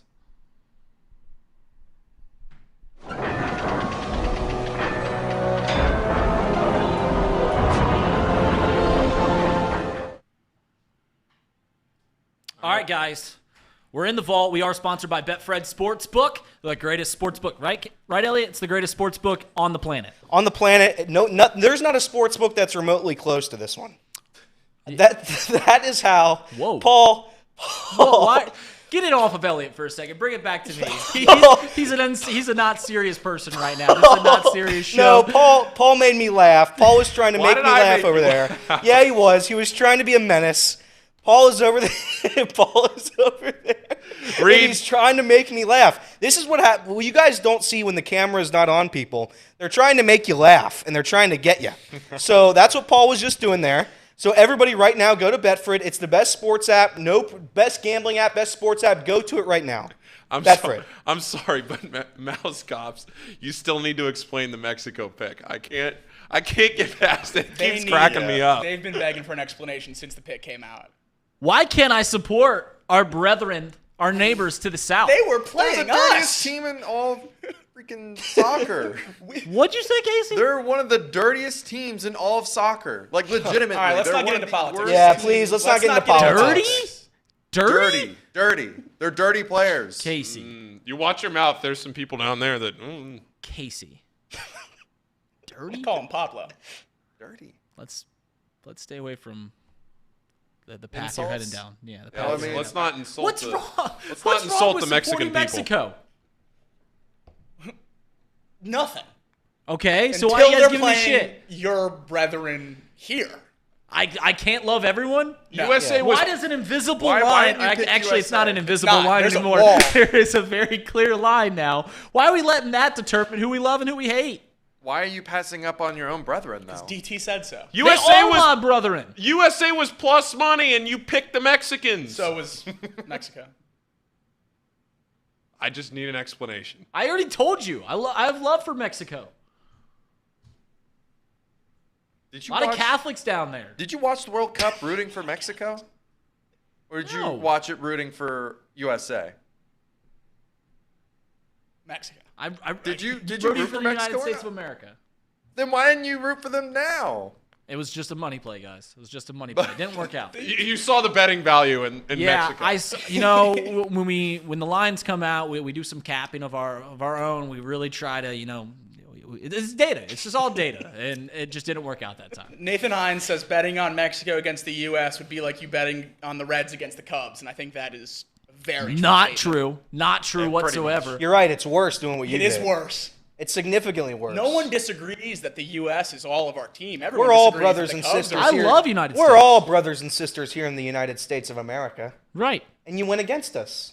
You went against the family. You don't go against the family. You don't do it. And you went against... And there you go with that stare of yours. And you stare at me, and it scares me. It's just a scary stare. Scary stare. Scary stare. I don't realize what I have. I have a potent stare apparently, because it makes Well, people it's scary. feel uncomfortable. It either makes me really happy or really sad. And right now, it's just making me weird. I find it endearing. Yeah. It is always endearing towards you. It's never out of place. Hey, Mexico was the wrong play. What else do you want me to say? It was a bad play. I should have seen the writing on the wall. I know what happened at the Alamo. You won't forget Never. Alex Wallace is asking a good question. Do the guys really put money down on their not too picky plays? So, Yes. Reed, did you actually put your hard-earned dollars on Mexico? No. I put pesos on it. Oh, we put pesos on there. What are we doing here? I bet on every not too picky pick I give out. Just want to say that. I'm a good guy. Reed. Can we get a segue? I'm not a good guy? Can I get a segue? You're not betting on your picks, Reed. I'm not a good guy. You're leading the people to a dark alley and you're leaving them alone. Alex, don't judge us all because of Reed, because he picks Mexico and doesn't know how to bet on it. We all bet our picks except for Reed. And Paul, that one time he bet on Brittany Griner or wherever the hell he did. Whoa, watch your mouth. The Phoenix Mercury. Yeah, whoa. Yeah. Got the fake E-Train out there outside the studio. Oh, yeah. That's DJ E-Train with the Y? Yeah. See, Let's now wrap up this show. Huh? Let's wrap up this show. Oh. He's the fake DJ E-Train. Okay. You're the real one. Okay. You hear that? You're the real one. I don't know. The way you just made me... Okay, go ahead. Sorry. All right, if you want to bet Fred pick tonight, go ahead and take the Mets on the money line. Mad Max He's playing been against great. he's pitching against the Astros. And, I mean, if the Reds can sweep the Astros, anyone can beat the Astros. So go ahead and take the Mets. They're minus 105. I'm going to take the Reds. You want me to lock it in? I lock it in right now. I'm going to take the I'll Reds, bet Fred. the Cubs, and the Diamondbacks today. 3-legger plus 450. Reds take first in the division tonight. I will. Let me make something very clear. If you guys doubt that I fall, listen. I'd be lying if I said that every not too picky pick I've given out is followed with a bet slip. To regain your trust, I'll show you that every pick that I give out, I'll bet. I haven't bet a whole lot during baseball. Throughout basketball, every single pick that I gave out, I bet. Every freaking parlay when we're trying to fade the entire state of Florida. Greatest parlay we ever put together by accident. Did that. When are we gonna get a planes, trains, and that's the we came up with a whole list of parlay ideas, and the one that never got out was the planes, trains, and automobiles. The Purdue, Vanderbilt, however we can get the planes, trains, and automobiles. Dayton, yeah. Dayton Flyers, Detroit. Is there a Pistons or just take the Detroit Pistons. Yeah. Oh well. Any other picks for what we're doing? No, I was gonna give the Reds too, but that's been taken. So. Oh, they're not even playing. Let's go on it together, Jacob. I love it. All right. Anything else? Anything we have to clean up here? Anything? No, we gotta pick out lunch. Whoa, I think we do have something we got to clean up. No. What was that? No, Reed, where were you going with that one? That was good. Well, we got lunch. Let's Yeah, I spin don't a think wheel. it's Your lunch is already we do have bought. lunch, actually. Your lunch is already bought, Elliot. All right. Casey, I'm going to want you to bring that camera in a little bit. Oh wow, we're doing this now, and you got to get wet. What are we doing about that? Yeah, well, that'll be late. My Z Brazilianaire picks will be out I think later. you just walk outside and you get. Wet will be post-produced. This right now, I don't know if you can see that. It says freeze-dried crickets. And if I turn this to the side, you know what it says right there?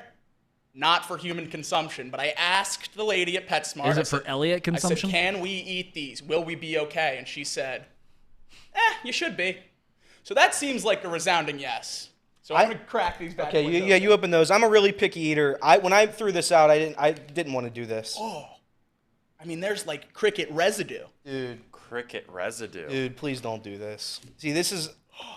Oh no! No one did this but you. That. No, dude. No, dude. You have to do this. Give your best description of the smell. Why did you agree to this? Oh my God. Are you taking it both at the same Do you need time? water? No. Are you just raw dogging this And cricket? you have to bite it in half. It's 2 bites. All right. It smells horrible. Can we get a zoom in? Can you Leader hold up the of men. cricket? Can you put it on your fingers I'll and we go. zoom in? Oh yeah. Hang on. Oh! Hold on. Did he eat it? I missed it. Oh, you got to pull it back a little Yeah, bit. I'm going to pull it back. Hang on. Let me pull it back. This isn't going to work, boys. See if it'll focus in on. Oh. I mean, that's. Can we see in there? We're almost there. I mean, they get the idea. I think we get. Look the how idea. clean that studio is. There's a look at our Chatterbox Studios. Oh, yeah. All right, Elliot. Chow down, brother. It smells so bad. I can't smell it over here, but I can imagine the smell. I mean, you're going before I go. Oh, that's a pro move right there. Oh, you guys are both going? Yeah. Hold on, please. I know. Well, if Elliot's gonna be this soft, I'll just. You know what? You know what, boys? No, don't say it. Don't say it. The crunch fell on him. No, Casey, don't do it. Casey. Don't do it. Oh. Horrible. Oh. Get in front of that camera. Oh. You feel Oh, the pressure, no, boys? thank you. No, I'm good, man. I'm good. Oh, there's no chance. All right. I spit mine out. Hand up, I spit it out. I ate 2. Oh, come on. I ate 2, so the chat's good. Give me a rating 1 to 10. You can use decimals. That is not the worst thing I've ever eaten. You don't want to. 2. 2.2. 1 8. My God, Elliot. Elliot had to leave the room. And I'm over here doing just fine. I actually ate 2 of them. Listen, it's really not that bad. It's You know not what that it is? bad. It's just no seasoning. It's pretty bad. That's it. That's it. Leader There's of just no men. seasoning. You put a little salt on there. Put a little Tony Now, Chaster's sauce. Creole seasoning on Now, there. I want to be completely honest with the chat here. I could have taken the easy way out and got the bacon and cheddar crickets. They had bacon and cheddar crickets? I did not get the bacon and cheddar crickets. I got the freeze-dried. They had bacon and cheddar crickets. Yes. They real seasoned the crickets man. for In the the iguanas international or whatever food, you're eating. In the international food section of Jungle Gyms, they have flavored crickets. But I went to the reptile food PetSmart section because I'm committed to eating a real cricket for this chat.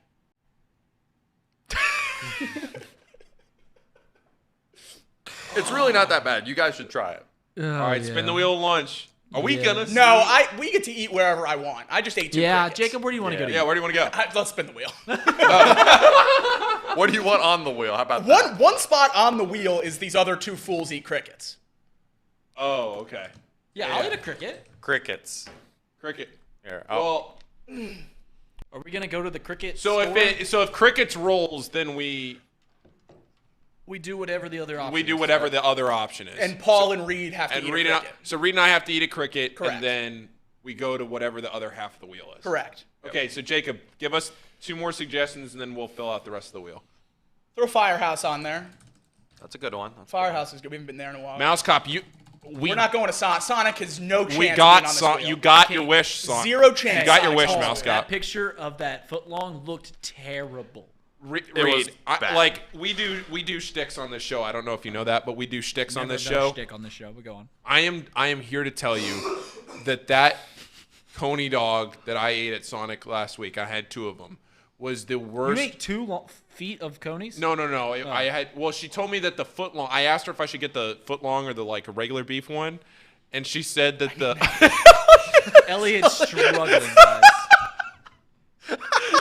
You can see him spitting into the trash can through the window here.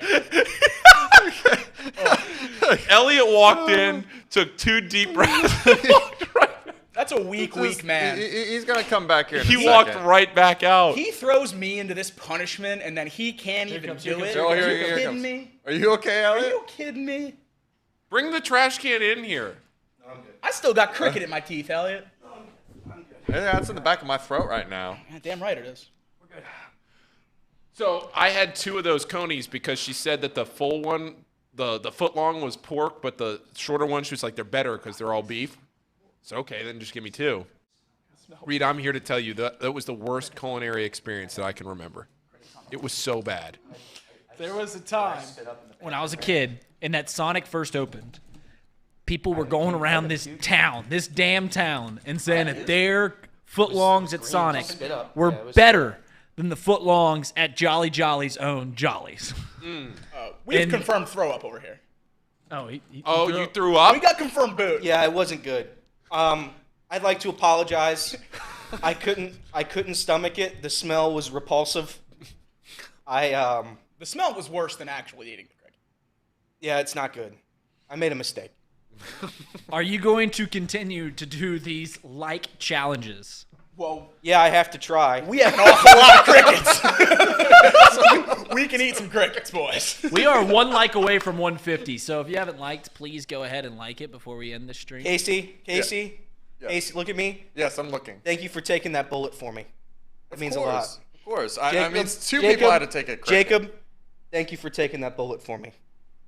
I can't wait to dump this water on you. My men are diving in the trenches for me, and I just went and puked in the bathroom. So Jolly said, next time Reed is back for box lunch, I will have Jollies there. I don't think Jolly realizes how much of my personal identity is roped into going to Jollies. Like, when I would come home from school, first place, if it was open, was Jollies. My dad used to bring me jugs of Jollies root beer and footlong because that had been sitting around for 3 hours on the car ride to Bluffton. And they were terrible because they'd been sitting around for 3 hours, but I still enjoyed every second of it. Jollies is so ingrained in my personality as much as Pearl Jam and the Cubs and the Bengals are. I love Jollies. Put Jollies on the list. Jollies? Oh, yeah. So Give me a hothead on the list. We talked about hothead last time we were out. Yeah, that's right. I Hothead. forgot all about on the hothead. list. My wife worked at Hothead for one day. I love hothead. One day? What happened? She went to work, and they wanted her to work the next day, and she said no. And then they wanted her to work the day after that, and she said, I don't want to, and then just quit. Wow. That was back in 2013, right when we first started dating. She had about 4 jobs in the first 4 months that I dated her. This is gonna sound bad. I don't know how to spell McAllisters. I think that's how it's spelled. McClasters. McClasters. I have a gripe to pick with Sir Boy real quick. He just said Elliot here is getting Ellie De La Cruz shirtsy for agreeing to eat the cricket. I actually ate the cricket. Give me the jersey. Cricket Yeah, went do in my- I get a jersey? I didn't even agree to eat Cricket this cricket. I went, just crick, went up and cricket ate went it. in my mouth. Cricket went in my mouth. 2 are in my gullet. Cricket went in my mouth. Okay. Any other places?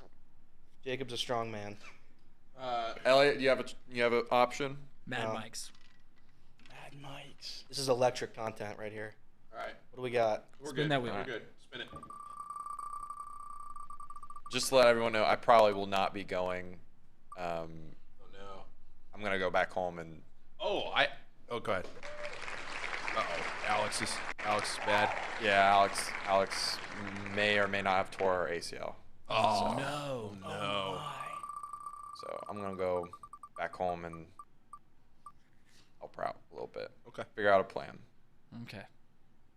Wednesday afternoon at 2:30. No, yeah, after box lunch at 2:30. A doctor's appointment. Get tested for peanuts. We'll see. Ooh. Big That's day a in Paul's. big It's the day. last time I can get tested for it. No. Gosh, I wanted to go to Jollies.